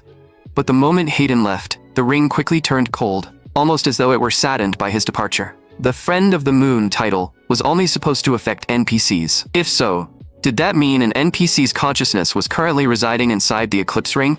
Even though Jin Hyuk was the only player to clear every region and knew every character in the game, he couldn't identify whose consciousness could be producing such intense feelings of longing. Before they realized it, the sun had begun to set. The 3 of them discussed whether their walkthroughs had become useless now that this world was no longer identical to the game. Jin Hyuk assured them that the strategies still worked. They had simply underestimated the complexity of this world. Just as players could die after failing the strategy, every abnormal clue they had discovered appeared to point toward Luna. If Luna had truly been a player, then someone had already been transported into this world before them. That raised another question. What had happened to those earlier players? Countless mysteries were waiting to be solved, but the 3 of them currently had no idea where to begin. Corner husband clutched his head. My brain is about to explode. If we can't solve this now, can't we focus on stopping the apocalypse first? Don't forget that this game still ends with the destruction of the world. Our first priority should be staying alive. Jin Hyuk explained. I'm only telling you this so you understand the situation. Our immediate goal is to participate in the first suppression campaign. If we survive, we'll receive new titles. The mention of war immediately excited Bion's, but corner husband wanted nothing to do with it. If both of you die during the first suppression campaign, we'll be in serious trouble. At least one player should remain behind to deal with the aftermath. Jin Hyuk said they could discuss that later. For now, something more important required their attention. Corner husband asked, "Couldn't we have discussed this outside? You didn't bring us into your room just to show off, did you?" Jin Hyuk replied, "Of course not." He then picked up a fork from the table. Several carefully prepared desserts and cookies were arranged beside it. Bion's and corner husband couldn't understand what the fork had to do with the cookies. Jin Hyuk said, "Sit down. Today, we're practicing how to heal through food. I've already performed several experiments, and concentrating while absorbing food appears to increase the speed of recovery." Corner husband looked confused. "Can't we just eat the cookies with our hands? What is the fork for?" But what happened next left corner husband completely frozen in shock. Jin Hyuk picked up the fork and stabbed 3 holes into the back of his hand. "If we want to test our recovery speed, we first need a wound." His behavior disgusted Bion's and corner husband, who now viewed him as a complete lunatic. Jin Hyuk continued explaining, "If you concentrate on eating and absorbing the food, your recovery speed will increase dramatically. The wounds on my hand have already healed completely. We still have time before the next suppression campaign, so we need to prepare now. The first thing we should train is our basic recovery ability. The training begins now. You can create as many wounds on my body as you want." Corner husband immediately claimed that he had already mastered his recovery ability and wanted no part in this insane training. Jin Hyuk was surprised that he had succeeded so quickly. Corner husband explained that his method and recovery speed were different from Jin Hyuk's. He didn't even need to place food inside his mouth. Physical contact alone allowed him to absorb it. Bion's was extremely impressed. "Second brother, how did you even think of something like that?" Corner husband explained that he had been weak and sickly since childhood. He often couldn't eat and spent much of his time receiving nutrients through an IV. He simply remembered what receiving an IV felt like, and it actually worked. "What do you think? Isn't my method more efficient? Even if my arm breaks, I might be able to heal it just by touching food." Jin Hyuk immediately realized that corner husband's ability made him perfect for the role of a battlefield medic. "If all of us are injured, you can heal yourself first, and then deliver food to the rest of us." Corner husband cursed, "Screw you. Why do I suddenly have a terrible feeling about this?" Jin Hyuk immediately assigned him a permanent role. "From now on, you're the team's healer." Night soon arrived, and the 3 of them had achieved impressive results during their training. Who could have expected corner husband to possess such a useful talent? Jin Hyuk still needed to decide what kind of training he should assign to Bion's. Just then, the players in the public chat room began sending Jin Hyuk friend requests. The system explained that becoming friends allowed players to communicate through private one-on-one chats. Since they had sent the requests first, Jin Hyuk accepted them all. Home Guardian immediately sent him a private message asking whether he wanted a particular item. He then asked, "You're planning to travel to the Unicorn region eventually, right?" Home Guardian sent Jin Hyuk an item trade request. Jin Hyuk stared at the screen in confusion. He hadn't expected this world to support long-distance item trading, much less for the feature to unlock after becoming friends. Once the trade was completed, the item safely appeared inside Jin Hyuk's inventory. Of course, Home Guardian had his own reason for helping. He wanted Jin Hyuk to take him along when he eventually traveled to the Unicorn region. Forming alliances inside the same region was important, but establishing allies in other regions was equally valuable. Before going to sleep, Jin Hyuk needed to consider how he could fully exploit the item trading function. But then the system displayed another message. Jin Hyuk initially assumed that Home Guardian had contacted him again. When he examined the notification, he discovered that it was a friend request from that bastard T. Jin Hyuk accepted the request and entered a private chat with him. The system profile showed T as a battered and miserable-looking child. He hated Jin Hyuk with every fiber of his being and swore that he would kill him before he died. Before being transported into the game, T-Bastard had struggled to choose a username. Someone behind him suggested placing a capital T at the beginning and adding bastard afterward, since the expression was popular at the time. That was how he ended up naming himself T-Bastard. After retiring from the national team, T-Bastard began playing Apocalypse Safe Zone on the recommendation of a younger teammate. The game brought an unbelievable sense of realism to his otherwise boring life. But once he reached the second phase, the second apocalypse began, forcing him to fight people from the other regions. From that point onward, surviving inside the low-difficulty regions became extremely difficult. The game was brutally challenging for T-Bastard, and nearly every attempt ended with his death. At first, the lack of an easy path enraged him. It reminded him far too much of his own life. But his pride refused to let him quit, so he continued playing. Through relentless effort, T-Bastard eventually cleared the other regions. His real problem began in the cocaine region. Although the game wasn't multiplayer, its system used player strategy data to generate AI opponents that copied their methods. From the cocaine region onward, nearly every AI was dominated by the strategy of one particular player, Dopamine Addict. T-Bastard was completely crushed by that AI every time. He eventually discovered that most players who cleared those regions had simply copied the walkthroughs published by Dopamine Addict. His hatred toward Jin-hyuk reached its limit. More than anything, he wanted to punch that bastard in the face. While that anger burned inside him, a complete walkthrough for the knife region appeared on the community board. T-Bastard could hardly believe it. The lunatic known as Dopamine Addict had even cleared the hidden knife region. But this wasn't the time to stand around in shock. T-Bastard needed to move faster than everyone else. If he became the second player to clear the knife region, the system would generate an AI copy of T-Bastard there. That copy might eventually confront Dopamine Addict and finally land a punch on him. With that single goal in mind, T-Bastard swallowed his pride and spent the entire night following Dopamine Addict's walkthrough. By the time he finally unlocked the knife region, Dopamine Addict had disappeared from the internet. While searching for any trace of him, T-Bastard discovered the convenience store's address. He had heard that everyone who visited the store mysteriously disappeared. When T-Bastard opened the door, he found another person already inside. It was Byams, who was preparing to buy a bottle of cola. Byams quickly recognized him. "Aren't you that former national team athlete?" After exchanging a few words, they selected their items and prepared to check out.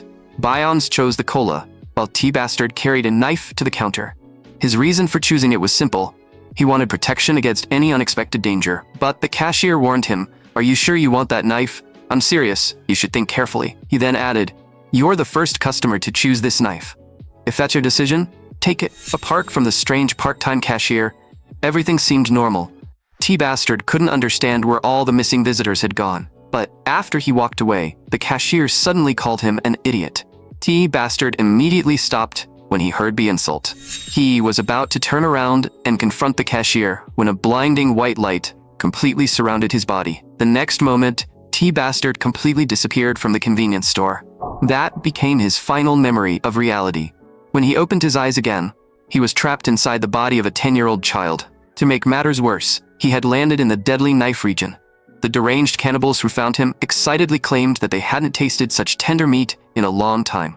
In that desperate moment, T-Bastard remembered a crucial tip from Jin-hyuk's walkthrough. The person holding the meteorite relic was the true ruler of the knife region.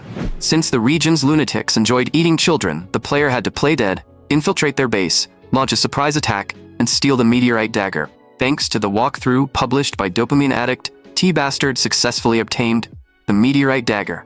But the process left him severely injured. He searched for something that could heal him, only to discover that the region contained almost no normal food, because its residents ate human flesh.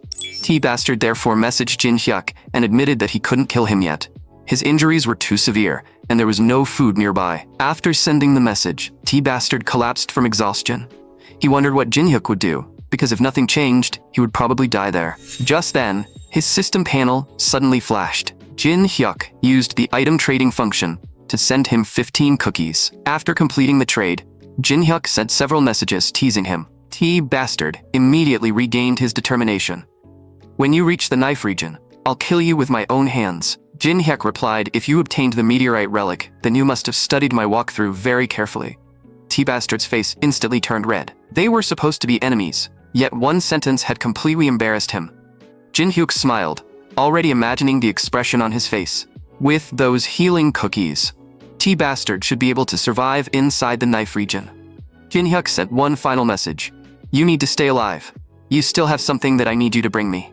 Meanwhile, inside the love region, a female player named God stood before several devoted followers. The followers respectfully asked, "Mansion, what revelation have the gods given you?" The woman claimed that the gods had delivered a new revelation, but the most important person in that revelation, Dopamine Addict, appeared unwilling to help them. She glanced down at her system panel and saw that Dopamine Addict still hadn't accepted her friend request. She smiled coldly. Did he believe he had already obtained every piece of information she possessed? Information always flowed in both directions. If Dopamine Addict had been operating from his rumored stronghold in the Unicorn region and established his power there, no other player could have opposed him, but he was currently inside the Cola region. Here in the Love region, her domain of love allowed her to use her full power without restraint. Before acquiring this body, she had worked as a mudang. However, she wasn't a true shaman. She was a fraud who had never even completed a spirit initiation ritual. Even so, she understood exactly how to manipulate people's hearts, and the essential condition for clearing the Love region was earning the love of others. Fortunately, she obtained the region's meteorite relic first and unlocked her status panel. By disguising the system's information as divine revelations, she easily gained the devotion of the other players and residents. The woman turned toward her followers. Don't be afraid. Even without Dopamine Addict, you still have me, someone capable of hearing the voices of the gods. Dopamine Addict will not abandon the other players forever. Now listen carefully. 10 years from now, a divine messenger will descend and punish every unbeliever. Spread this prophecy throughout the entire Love region. Only players chosen by the gods are given truly dangerous trials. The gods always reserve their greatest trials for their most precious children. They may call us an insane cult now, but when the second apocalypse begins 10 years from today, the people of the other 8 regions will kneel at our feet. Apocalypse Safe Zone was clearly far more complicated than any player had imagined. Meanwhile, Jin Hyuk had been training outdoors with Bion's. After the workout, Jin Hyuk complimented Bion's on his impressive physical condition. Bion's asked, "Did you play any sports before being transported here?" Jin Hyuk replied, "Of course not. I was unemployed." Bion's stared at him in admiration. "You were unemployed and still had abilities like these? You are clearly born to accomplish great things." The ridiculous compliment left Jin Hyuk speechless, so he ordered Bion's to run another 10 laps around the training field. During their training, Jin Hyuk also discovered something important. Titles didn't directly increase physical attributes. If he refused to train, his body would remain that of an ordinary 10-year-old child. The titles inherited through the all-region clearer reward only increased NPC affection or improved skill proficiency.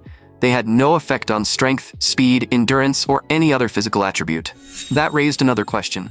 Why was Jin Hyuk's shooting so accurate? The answer was the Magic Marksman title. While the title was equipped, Jin Hyuk could accurately hit any target. However, its safe effect only applied to the first 6 bullets.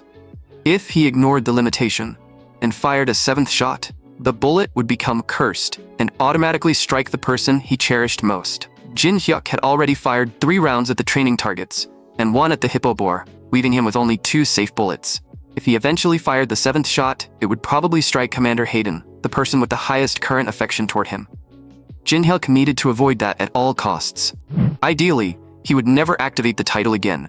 If Morso hadn't forced him to shoot those training targets, he wouldn't have wasted 3 bullets. If Hayden was ever struck by the cursed bullet, Jin Hyuk would blame Morso entirely. Just then, Bion's repeatedly called his name. "What are you thinking about? I've called you several times, but you haven't responded." Jin Hyuk lied that he had been listening. Bion's replied, "I know you weren't listening, so I'll explain it again. Long, continuous training becomes less efficient over time. We should use interval training to increase the intensity while reducing the total training time." Bion's had also thought of another idea. Besides resting, they might be able to use food to rapidly restore their stamina. The scene shifted to Jin Hyuk standing before Morso. The deputy asked helplessly, "Your brilliant idea was to ask me for military rations?" Jin Hyuk chuckled. "We don't have anything else to do during confinement." After completing his morning training, Jin Hyuk tested several kinds of food. Meat restored far more energy than cookies. High-density preserved foods, such as canned meat and jerky, worked even better than ordinary meat. In terms of compression, portability, and recovery, nothing could compete with military rations. Jin Hyuk therefore asked whether Morso had any military rations left over. Even expired ones would be useful. He had also attempted to absorb a stone, but nothing happened. That made him curious about how his body would react to spoiled food. Morso didn't understand why Jin Hyuk suddenly wanted military rations, but he was already planning to inspect the supplies there.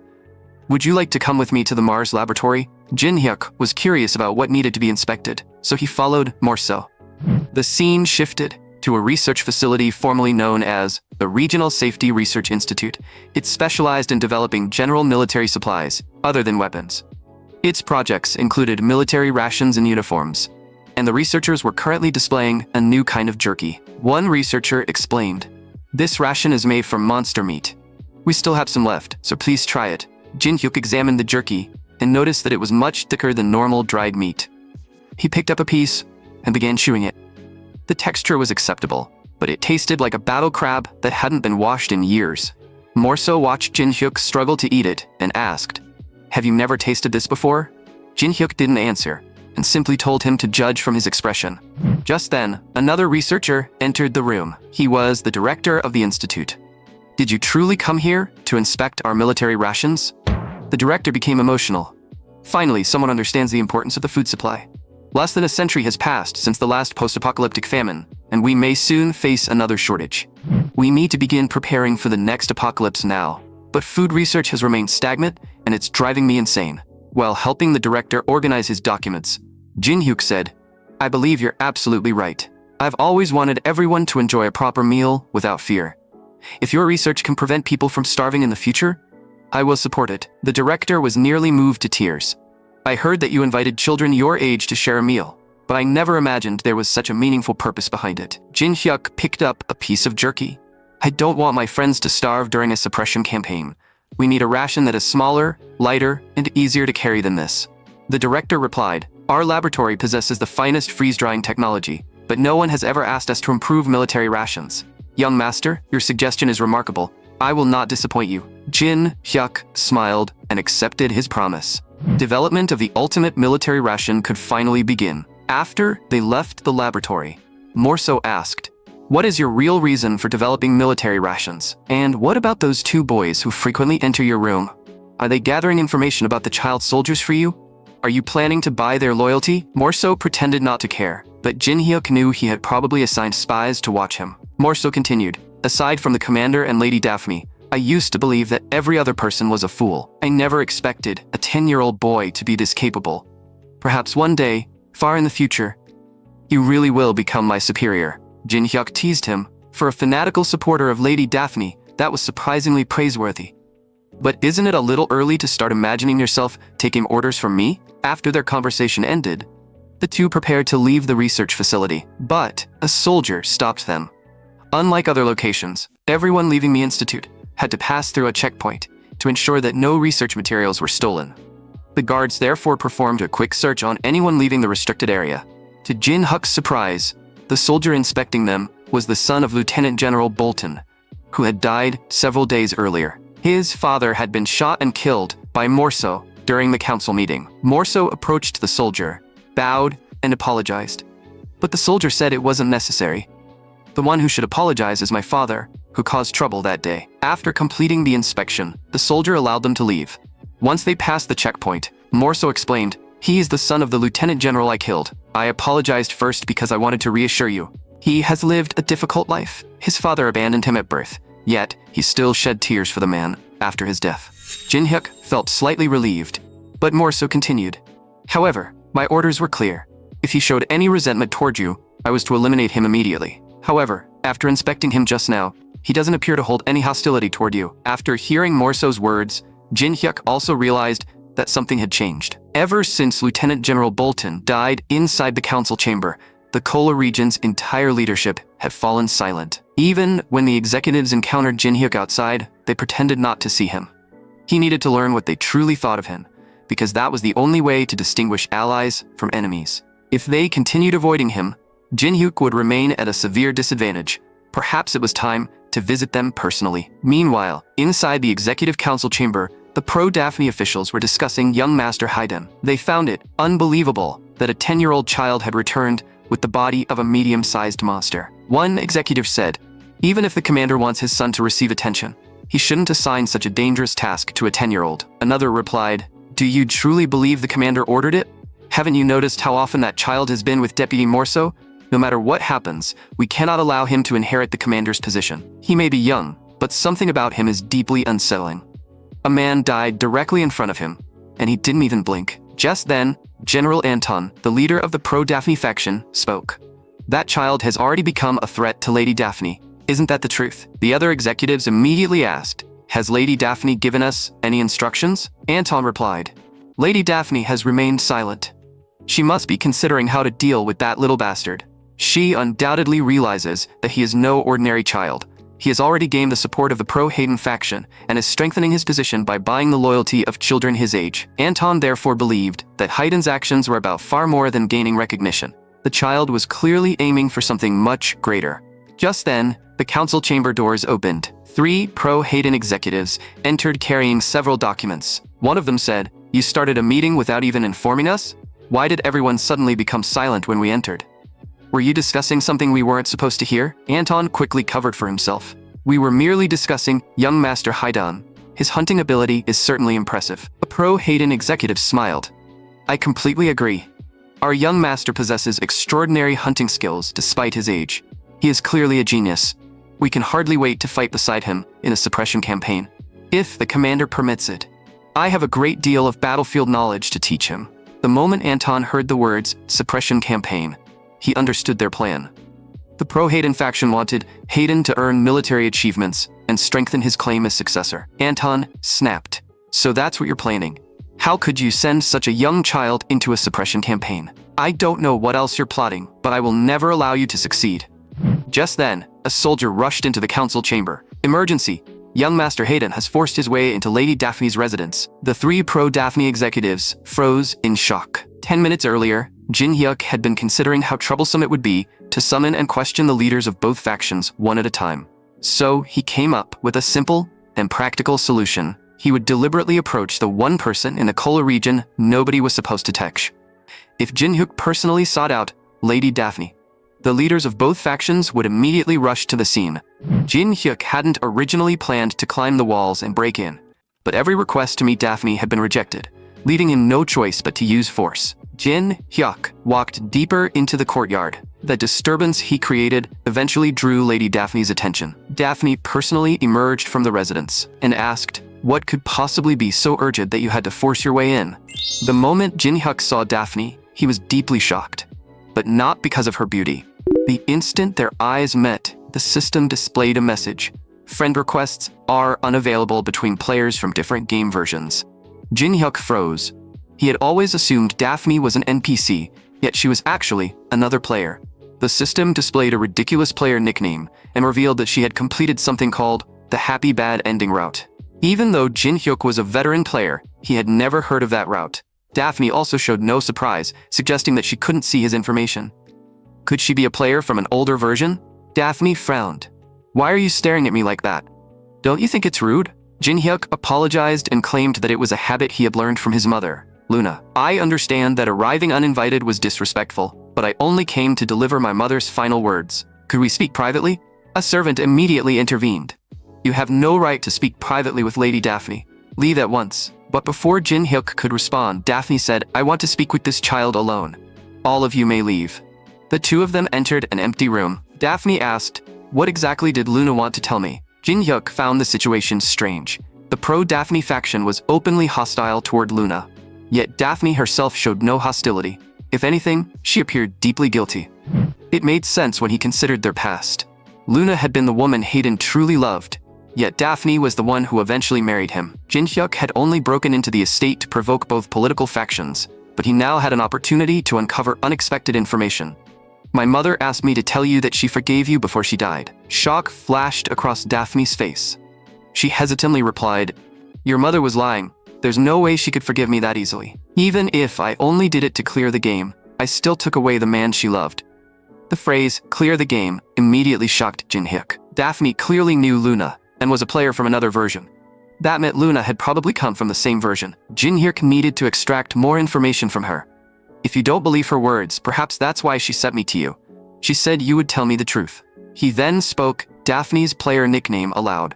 "Morso's wife." Daphne's face instantly turned bright red. She covered her burning face. "Stop saying it. I'll tell you everything." Jin Hyuk understood her embarrassment because Morso's wife was the username she had chosen for herself. The name sounded like something a child would create. Jin Hyuk made a mental note to choose his own future aliases more carefully.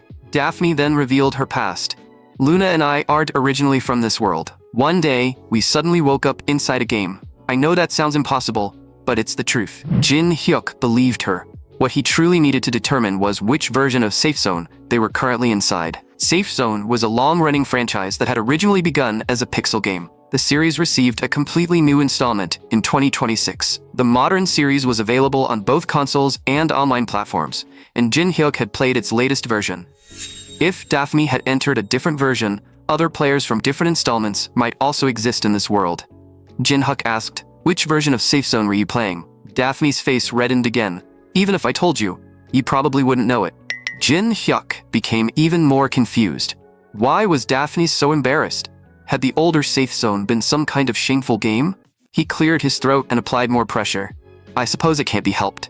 I think every day about what my mother wanted to tell me in the slums. But if you don't want to explain, I understand." Unable to resist the pressure, Daphne finally confessed. The original Safe Zone was actually a romance game. More specifically, it was a dating simulator where players romanced handsome middle-aged men. Jin Hyuk couldn't believe his ears. Safe Zone had once been a dating simulator. Meanwhile, Morso received word that Hayden had forced his way into Daphne's residence. Inside the estate, Daphne continued explaining the game she had played.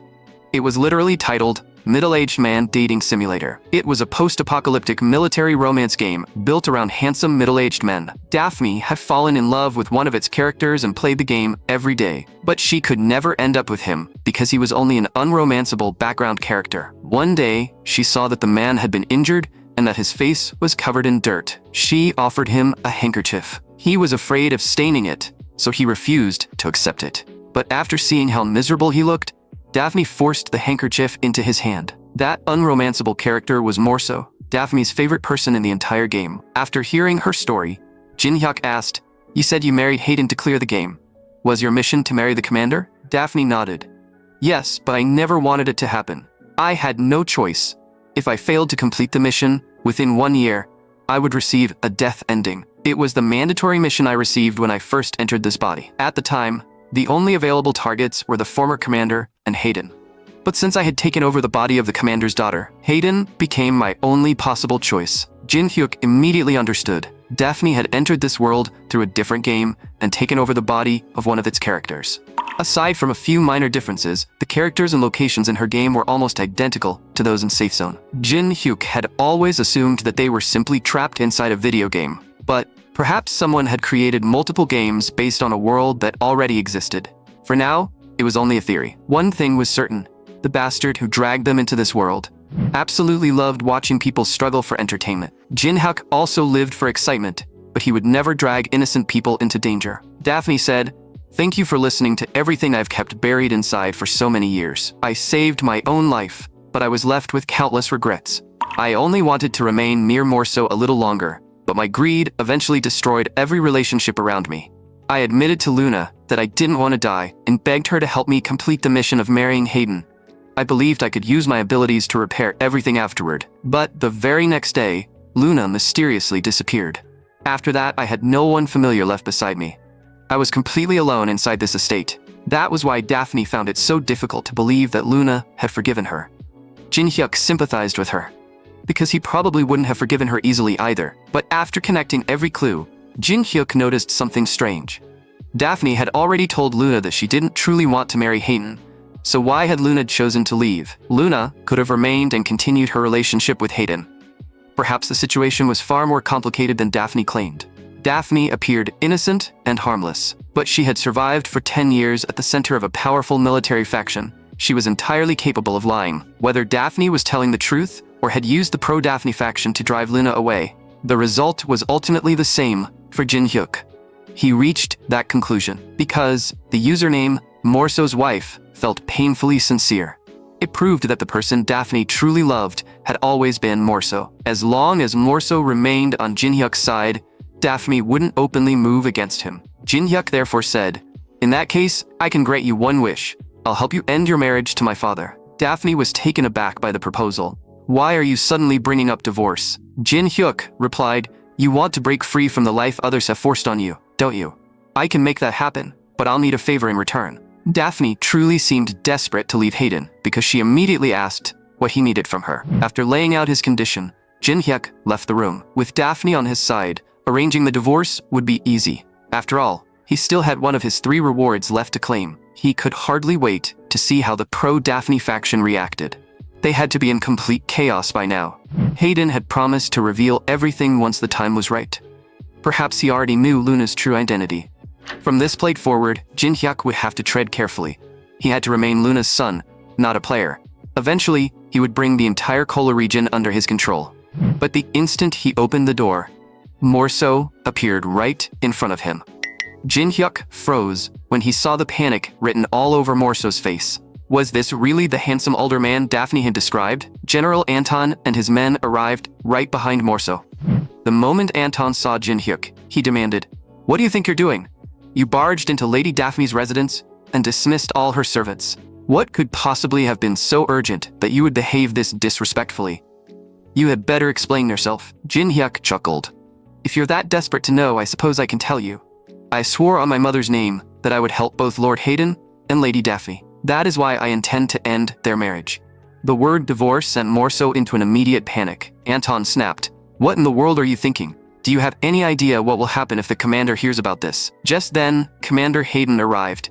"Is there something I'm not supposed to hear?" Jin Hyuk remained unfazed by the pressure in Hayden's voice and did not answer directly. Instead, he said, "I haven't done anything wrong, so there's no need to worry. Even Lady Daphne forgave me for arriving uninvited." Hayden's expression hardened. "You seem to think everything is fine as long as Daphne forgives you. That assumption itself is wrong. Hayden, everything that happens in this territory requires my permission. In other words, anything you do without my approval is a problem." Jin Hyuk immediately caught the loophole. In other words, as long as he obtained permission first, he could cause as much trouble as he pleased. He bowed his head. "I'll remember that. May I return to my room now, father?" Hayden had been completely stern, but the word father made his entire body visibly tremble. As if he had just heard the sweetest word in the world, Hayden stopped questioning him and allowed him to leave. On the way back, Morso scolded him. "Do you have any idea how worried I was? The commander holds Lady Daphne in the highest regard. You should be grateful this didn't end any worse." Jin Hyuk seized the opening. "Speaking of Lady Daphne, there's something I should tell you. She wants to divorce my father, Commander Hayden. I told you before that I intended to help you. That's why I was the one who suggested the divorce to Lady Daphne. However, it appears Lady Daphne would like to find herself another partner." Jin Hyuk continued. "What was it she said again?" "I think she asked me to find her a good man. She probably hasn't discussed it with anyone else, so I'll just have to do my best." Jin Hyuk was dropping hints because neither Morso nor Daphne knew how the other truly felt.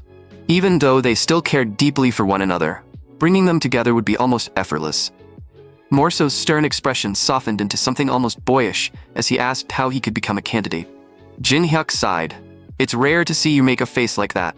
If you want to become a candidate, start by treating me a little better. Second, learn to hide your feelings. You're being painfully obvious. At this rate, you'll never get a chance to meet her in private." Before long, the rumors about Jin Hyuk's disturbance at Daphne's estate died down. Most of the snow on the mountains had melted, serving as a signal that the suppression campaign was about to begin. Everyone was busy preparing for war. Since Jin Hyuk intended to participate as well, he would soon have plenty of preparations of his own. He asked Hayden for permission to go hunting, only to be flatly refused. The answer caught Jin Hyuk completely off guard. Why had Hayden suddenly rejected his request? Before the suppression campaign began, he had planned to train Corner Husband and Bions. He assumed the three of them could hunt together, but now it seemed he could not even leave the residence. Hayden explained, "This is the season when starving monsters emerge to hunt for food. It's far too dangerous for you. Besides, you'll be entering the military academy soon. Once you graduate, you'll be allowed to join the suppression campaign." But Jin Hyuk had no intention of attending an academy that would take 6 years to complete. Hayden continued, "How could you make a decision like this without consulting me? There's something else too. Daphne told me the two of you spoke about Luna." Jin Hyuk replied, "Yes, we discussed my mother." "Is there a problem?" Hayden said. "Then you must have heard her story. Luna claimed that she was a player and that she came from another world. She was always saying things that sounded absurd, so I found it difficult to believe her. If I had known I would never see her again, I would have listened more carefully. I promised that I would eventually tell you everything, including why I married Daphne instead of Luna. The truth is, Luna was the one who asked me to marry Daphne. As soon as she discovered she was pregnant, she left on her own. She told me to marry Daphne and become commander of the Kola region, then left behind a single letter and disappeared. If I could see her again, I would have so many questions to ask. But thankfully, I found you, her only child. You may cause as much trouble as you like, but I will not allow you to join the suppression campaign." Jin Hyuk had never expected Hayden to be such a hopelessly doting father. Dealing with him was exhausting. Still, the conversation confirmed that Daphne had not driven Luna away. Jin Hyuk still did not understand why Luna had arranged the marriage. But the second apocalypse would begin in 10 years, and he could not afford to waste 6 of them at a military academy. He wanted to tell Hayden everything about the coming apocalypse, but if he did, everyone would simply think he was insane. Still, Hayden treated him like his own son. The worst-case scenario was that he would order Morso to execute him. The real problem was that Jin Hyuk could not reveal himself as a player. How could he warn Hayden about the second apocalypse without exposing his true identity? After thinking it over, Jin Hyuk said, "You once asked whether I would tell you everything I knew, after you revealed all your secrets to me. Aren't you curious? Father, you told me the truth about Mother, yet I wasn't surprised at all. The truth is, I've lived this life before. I came back from the future." It was an absurd excuse. The woman Hayden loved was a player, and her child was supposedly a regressor who had returned from the future. Hayden was visibly stunned by the revelation. As unbelievable as it sounded, he could not bring himself to dismiss it outright. He had already lost Luna once. He refused to risk losing her only child as well. Hayden asked, "If you truly came back from the future, why did you wait until now to reveal it?" Jin Hyuk replied, "Because I need you to understand that we're running out of time. 10 years from now, the second apocalypse will begin. I don't want you to spend the rest of your life burdened by even more regret." After telling Hayden his fabricated story, Jin Hyuk left the room. A short while later, Morso arrived to deliver his report. Once he had finished, he asked, "I heard you allowed Hayden to participate in the military academy's trading simulation. Aren't you worried? He could be seriously injured." Hayden did not answer directly. "Morso, you and I have known each other for many years, haven't we? I've faced countless enemies over the years, and those experiences taught me one thing. Sometimes, you have to trust your instincts." 10 minutes earlier, Hayden had initially refused to believe that another apocalypse would occur in 10 years. Jin Hyuk had told him, "I know it sounds impossible, but I still remember every horrifying moment of that disaster. After facing an unavoidable death, I opened my eyes and found myself back in my 10-year-old body. If this life truly is my second chance, then I will stop the apocalypse at any cost. Haven't you ever found me strange, Father? You said yourself that I'm far too mature for my age and know far more about the military than I should. You'll probably ask me to predict what happens next, but I can't. My return has already changed parts of the future I knew. So instead of offering predictions that cannot be verified, I'll show you undeniable proof. Please allow me to participate in the military academy's anti-personnel combat simulation." The request immediately caught Hayden's attention, and a sense of unease began to grow inside him. The Kola Region Military Academy's public curriculum was common knowledge. It included military theory, live combat drills, and tactical response training. However, the academy also conducted a highly classified program known to only a select few, the anti-personnel combat simulation. Quite simply, it was combat training designed specifically for fighting human opponents. Since only highly skilled cadets participated, the difficulty was extreme, and preparations were as strict as those for an actual military exercise. Its purpose was to prepare soldiers for future wars against the other regions. Because the program was classified, all information about it was tightly controlled. Hayden stared at him in disbelief. "You grew up outside the military. How could you possibly know about that program? Only a handful of officers and I know it exists." Jin Hyuk replied, "Because in the future, I already graduated from the military academy once. Instead of relying on unverifiable predictions, I'll prove the truth through my abilities. I'll complete the simulation with the highest possible score. Please trust me, Father." After hearing that, Hayden finally began to believe that Jin Hyuk might truly have returned from the future. That was why he ultimately accepted the request and supported Jin Hyuk's decision to undergo the training. Back in the present, Hayden asked, "Morso, do you think my judgment has been clouded by personal feelings?" "I can't deny that possibility entirely. Hayden is the child Luna and I had together, but after all my years of experience, I can sense that something is coming. Something neither bullets nor walls will be able to stop. This time, I'm going to trust my instincts. Perhaps Hayden truly will become the hope of the Kola region." After receiving Hayden's permission, Jin Hyuk went to the office of the military academy's commandant. The commandant was prepared to arrange the exercises ordered, but a cadet named Plato refused to let Jin Hyuk participate. His reasoning was simple: anyone who was not enrolled in the academy was ineligible. His stubborn refusal left both the commandant and Jin Hyuk speechless. Jin Hyuk had once again encountered Plato, the academy's infamous stickler for rules. Plato was the son of General Anton, leader of the pro-Daphne faction, and an elite cadet, on track to graduate at the top of his class. Despite his father's political influence, Plato never abused his position. He even got along well with cadets from the pro-Hayden faction, earning widespread respect throughout the academy. Even so, Plato firmly insisted, we cannot allow a child who hasn't even enrolled to participate in this exercise. His greatest flaw was that he was almost too honorable to be a soldier. There was a reason people called the academy's best student a blockhead. The commandant reminded him, a soldier's duty is to obey orders. The commander has already approved this. Can't you at least go a little easy on the boy? Plato replied, young Master Hayden may be a child, but he is still a citizen of the Kola region. Asking us to hold back in front of him is the true insult. Jin Hyuk agreed. He had no desire to receive special treatment during the exercise. He had come to see what the academy's elite cadets could really do, and Plato was every bit as unusual as the rumors claimed. Plato told him, this simulation is nearly identical to real combat. You could be seriously injured, and even then, I won't hold back. Still, even if your abilities prove inadequate, your willingness to participate and learn through experience is worthy of respect. He then turned to the commandant. Please assign me to young Master Haydan's team. If he must participate, we should at least balance the strength of both sides, so he can observe the exercise with less risk of injury. There is no shame in relying on teamwork to complete the mission. Jin Hyuk responded, if we're on the same team, how am I supposed to prove that I'm stronger than you? I must have forgotten to mention it. I came here to prove that I'm stronger than every cadet in this academy. As far as Jin Hyuk was concerned, enrolling in the academy would be a complete waste of time. Before long, the simulation began. The instructor announced, the rules are simple. Either eliminate the entire opposing team or capture their base by raising your flag on their flagpole. Sensors in your training uniforms will register every hit. If you receive a fatal strike, you will be marked as killed in action. Exercise caution at all times. Plato then raised a concern. This is our usual training ground, but it is young Master Hayden's first time here. For the sake of fairness, shouldn't we use a different location? Jin Hyuk replied, we can use the field you know best.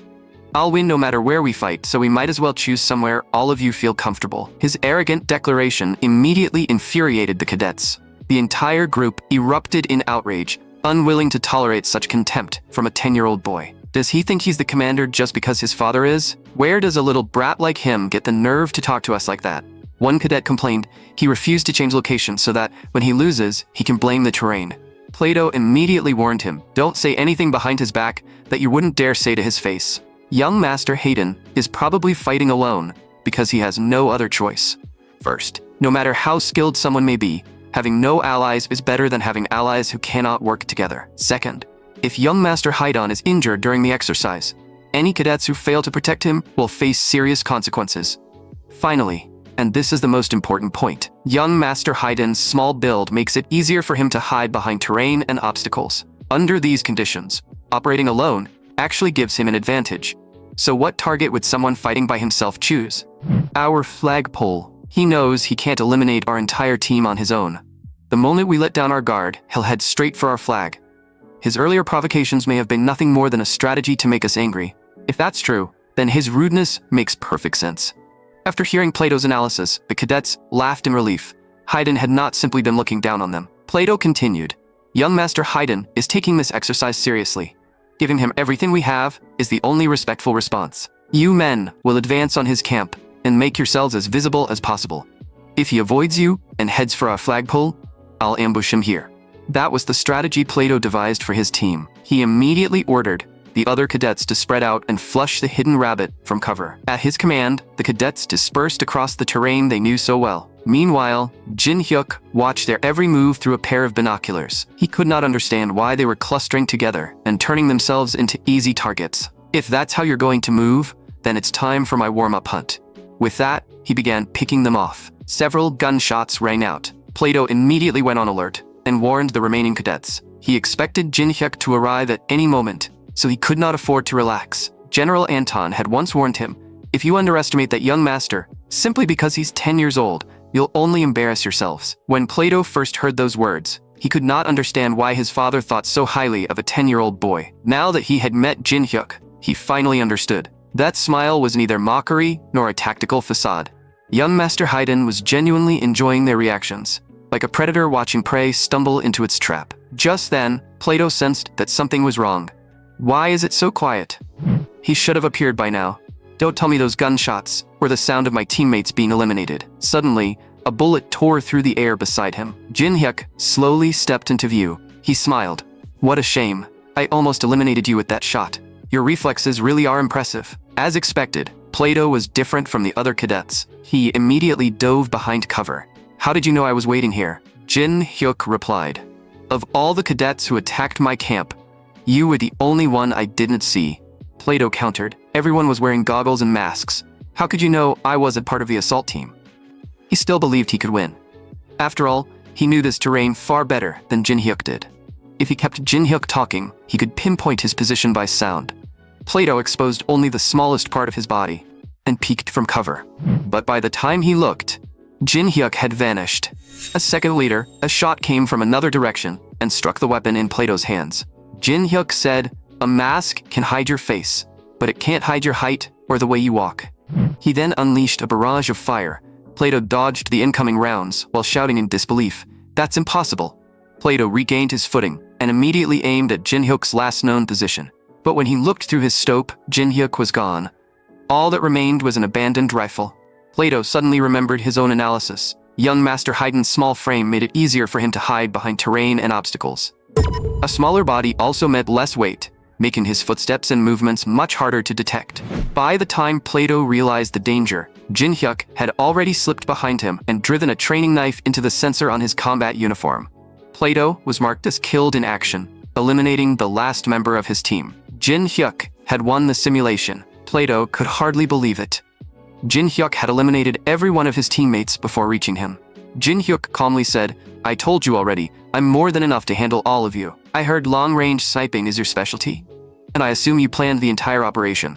An ordinary child wouldn't have known what to do against you. Part of the reason I joined this exercise was to see what you could do for myself. You make quick decisions, know how to command your teammates, and have real leadership potential. So consider this an official notice, Plato.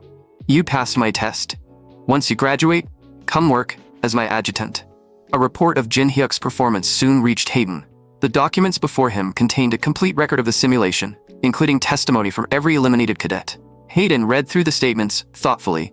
The first eliminated cadet had written, "I've never seen a 10-year-old fight so dirty." At first, young Master Hayden approached the two cadets at the rear of our formation and claimed that the commander had given him a classified message for them. Then he drew his gun and eliminated both of them with 2 shots. The gunfire startled me. When I turned around, young Master Hayden suddenly collapsed. I thought he had been hit in the crossfire, but when I rushed over to check on him, he eliminated me with a knife. The second cadet testified. Young Master Hayden fought like a seasoned veteran. He predicted every move we made. Anyone can come up with a counter-strategy. What made him terrifying was the precision with which he executed every step. He remained completely relaxed throughout the exercise without showing the slightest hint of nervousness. It was as though he had already fought us dozens of times. When Morso questioned the third cadet, he asked, "How would you describe young Master Hayden's performance?" The female cadet answered without hesitation, "Young Master Hayden was like a god." Morso commented, "That assessment may be unusual, but they were clearly overwhelmed by young Master Hayden's abilities." Hayden was highly satisfied with the result, even if Jin Hyuk's methods had been unconventional. He turned to Morso and said, "Hayden will lead this suppression campaign." Morso could hardly believe what he was hearing. Why would Hayden entrust such an important campaign to a child? After the exercise, Hayden formally approved Jin Hyuk's participation and offered him command of the Hurav unit. To avoid provoking the other officers, however, Jin Hyuk declined to take command publicly. Morso was therefore registered as the official commander of the suppression campaign. He thought it was a shame that Jin Hyuk had given up the formal position. Jin Hyuk replied, "A simulation and a real battle are completely different." Morso persisted. "Even so, the cadets were right. Your memory is extraordinary. Even the route you planned crosses terrain that is nearly impossible to understand from a map alone. Yet you know every detail as if you've already been there." Jin Hyuk wondered whether reading a map was really so suspicious. For now, he had no intention of telling Morso about his supposed identity as a regressor. But Morso continued pressing him for an explanation. Jin Hyuk tapped the map and decided it was time to change the subject. He told Morso, "The map isn't what we should be discussing. Your combat methods are far too inefficient. During suppression campaigns, your standard procedure is to immobilize a monster first, then locate and destroy the core inside its body." Morso replied, Correct. We have to stop the creature from moving before we can pinpoint its core. Jin Hyuk asked, doesn't that dramatically reduce your efficiency and chances of victory? If you destroy the core immediately, you can skip the rest of the fight. Morso explained, the core is located in a different place for every type of monster. It's relatively easy to find in small and medium-sized creatures, but with larger species, we can barely even guess where it is. Most of the monsters we face during suppression campaigns are massive. Destroying their cores first, as you suggest, is nearly impossible. A faint smile appeared on Jin Hyuk's face. During his countless runs through the game's regions, he had slaughtered more monsters than he could remember. He knew every detail of their anatomy. A core was a monster's fatal weakness, so it was usually hidden in the safest part of its body. For creatures that relied on multiple legs, for example, the core was often concealed near the lower limbs. After enough playthroughs, Jin Hyuk could identify a core's location simply by watching how a monster walked. He told Morso, I know where every core is located, so don't worry. We'll eliminate them as efficiently as possible. Evening soon arrived. Lying in bed, Jin Hyuk opened his system panel and reflected on his conversation with Morso. Morso had clearly been skeptical, but the plan had been explained. That would do for now. A more urgent problem was unfolding in the public chat, where an argument appeared to have broken out. Wondering what had happened, Jin Hyuk opened his unread messages. According to a player named Junkie, someone claiming to be dopamine addict had been privately messaging the others. Since Jin Hyuk arrived in this world, Safe Zone number 8 had been the only person to impersonate him. Now a second imposter had appeared. Everyone in the public chat seemed to have received the same message, and the sender's ID was displayed as dopamine addict. Jin Hyuk shot upright in bed. He could not understand how anyone had managed to steal his identity. In the game, protective barriers separated the regions until the second apocalypse, specifically to prevent interference between them. Perhaps those barriers did not exist in this world. Jin Hyuk had never visited a regional border to confirm it. He decided to investigate during the upcoming suppression campaign. But why would an imposter, possibly a player from the Unicorn region, send mass messages under his name? The players reacted quickly, and Junkie noticed something else. Everyone, check the public chat's member list. Following the instructions, Jin Hyuk opened the roster. The members were listed in the order they had joined, and there should have been 8 in total. At first, everything looked normal to him. He assumed the count included his own account, but Junkie explained that the others could see an additional identical ID, which they had initially mistaken for a duplicate host marker. Stranger still, everyone else's roster displayed 2 accounts named Dopamine Addict, while Jin Hyuk could see only his own.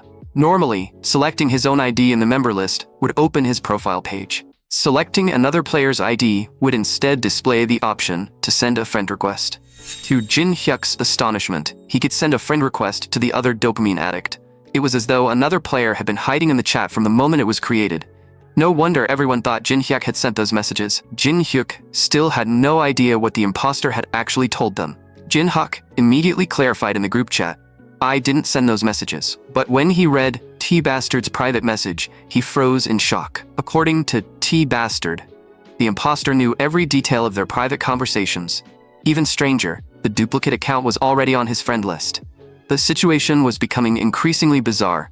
How could 2 identical dopamine addict accounts exist in the same chat? Once Jin Hyuk understood what was happening, he felt excitement rather than fear. He was dying to discover the imposter's identity. Meanwhile, T-Bastard mistook Jin Hyuk's delayed response for deliberate coldness. Jin Hyuk casually sent him a teasing message. As expected, T-Bastard's face immediately turned red with embarrassment and anger. He replied, once we escape this hellhole, I'm going to kill you myself. Jin Hyuk laughed. You're way too easy to tease. Still, how did the imposter know about their private conversations? Had someone hacked the system? T-Bastard's exchange with the imposter had been extremely brief. Yet the responses revealed that the fake even knew about T-Bastard's constant threats to kill Jin Hyuk, making the situation even more suspicious. However, T-Bastard was certain of one thing. The imposter was in the Unicorn region. Jin Hyuk asked, what evidence do you have? T-Bastard replied, I traded an item with him and received an orange. That convinced Jin Hyuk that the imposter truly was in the Unicorn region. Fresh fruit was almost impossible to find in a world consumed by an ice age. The Unicorn region, however, was a city of scientists with overwhelming technological power. To survive the catastrophe, they had lifted their entire region into the sky. It also possessed a fully self-sustaining ecosystem, unlike anything found in the other regions, meaning parts of Earth's original environment had likely been preserved there. The orange was strong evidence that the imposter was in the unicorn region. Jin Hyuk told T-Bastard, "If I fought that imposter right now, I'd estimate my chances of winning at around 60%. But I have the all-region clearer bonuses, so I won't lose in the end. The real problem is the technological gap between regions. Individual ability alone can't easily overcome that." For some reason, Jin Hyuk had a terrible feeling about the player who had unlocked the system in the unicorn region. He decided not to dwell on it. He would overcome each obstacle as it came and answer whatever move his enemy made. No matter who his opponent was, Jin Hyuk had no intention of losing. Early the next morning, Jin Hyuk left the safe zone with Morso, corner husband, Byons, and a squad of soldiers to sharpen their combat skills through hunting. Corner husband complained, "Army life is fucking miserable. You need to bring me outside more often." Jin Hyuk snapped, "Keep your voice down, you embarrassing bastard. You're going to scare off every monster in the area." Jin Hyuk planned to demonstrate his core identification and targeting method to Morso. He looked at Morso and asked, "Why are you smiling like that? You look like some proud father." Morso replied, "It's reassuring to see a child finally doing something appropriate for his age." Corner husband asked nervously, "Are we really allowed to leave the safe zone like this?" Morso replied, "We won't travel far today, and I won't allow the young master to do anything dangerous. A large monster known as a blue maw was spotted this morning. It's reportedly injured, so we should find it quickly. Normally, the watchtower guards would handle this, but if young master Haiden's claim is true, we can destroy its core immediately while preserving most of the carcass." Jin Hyuk had been wondering how the new military ration was progressing when corner husband produced a small bar. "Do you mean this new kind of candy?" The ration candy was the result of Jin Hyuk and the institute director's work. It was rich in protein and easy to chew, though it carried a faintly bloody taste. Jin Hyuk asked, "Did you practice your healing ability in the army?" Corner husband replied, "A little. I think I can heal other people as long as I make physical contact." When Jin Hyuk suddenly smiled with satisfaction, corner husband grew suspicious. "What's with that look on your face?" Jin Hyuk raised a hand to silence him. "Quiet. Target spotted and locked." After observing the creature, Byons reported, "There's a wound along its right ribs." The enormous, blue-green crocodilian monster lay motionless on the ground, apparently unconscious. If it habitually protected itself with its right side, then its fatal core was most likely concealed in the less protected left side of its abdomen. Jin Hyuk fired and shattered the core with a single precise shot. Morso rushed forward to examine the creature, stunned that Jin Hyuk had destroyed its core with absolute accuracy. The massive carcass would require additional personnel to transport, so they prepared to fire a white signal flare that monsters could not recognize and summon a recovery team. Jin Hyuk told Morso, "See, this shortens the battle and reduces damage to the usable parts." Morso exclaimed, "That method is incredible. You truly are the son of the hero of the suppression campaign." Jin Hyuk had expected Morso to become suspicious, but the man looked nothing but excited. Even so, they decided to leave as quickly as possible for safety. Before they could depart, the mechanical roar of an aircraft echoed overhead. Jin Hyuk looked up and saw someone standing on top of the flying craft. His instincts told him that the newcomer was the imposter calling himself Dopamine Addict.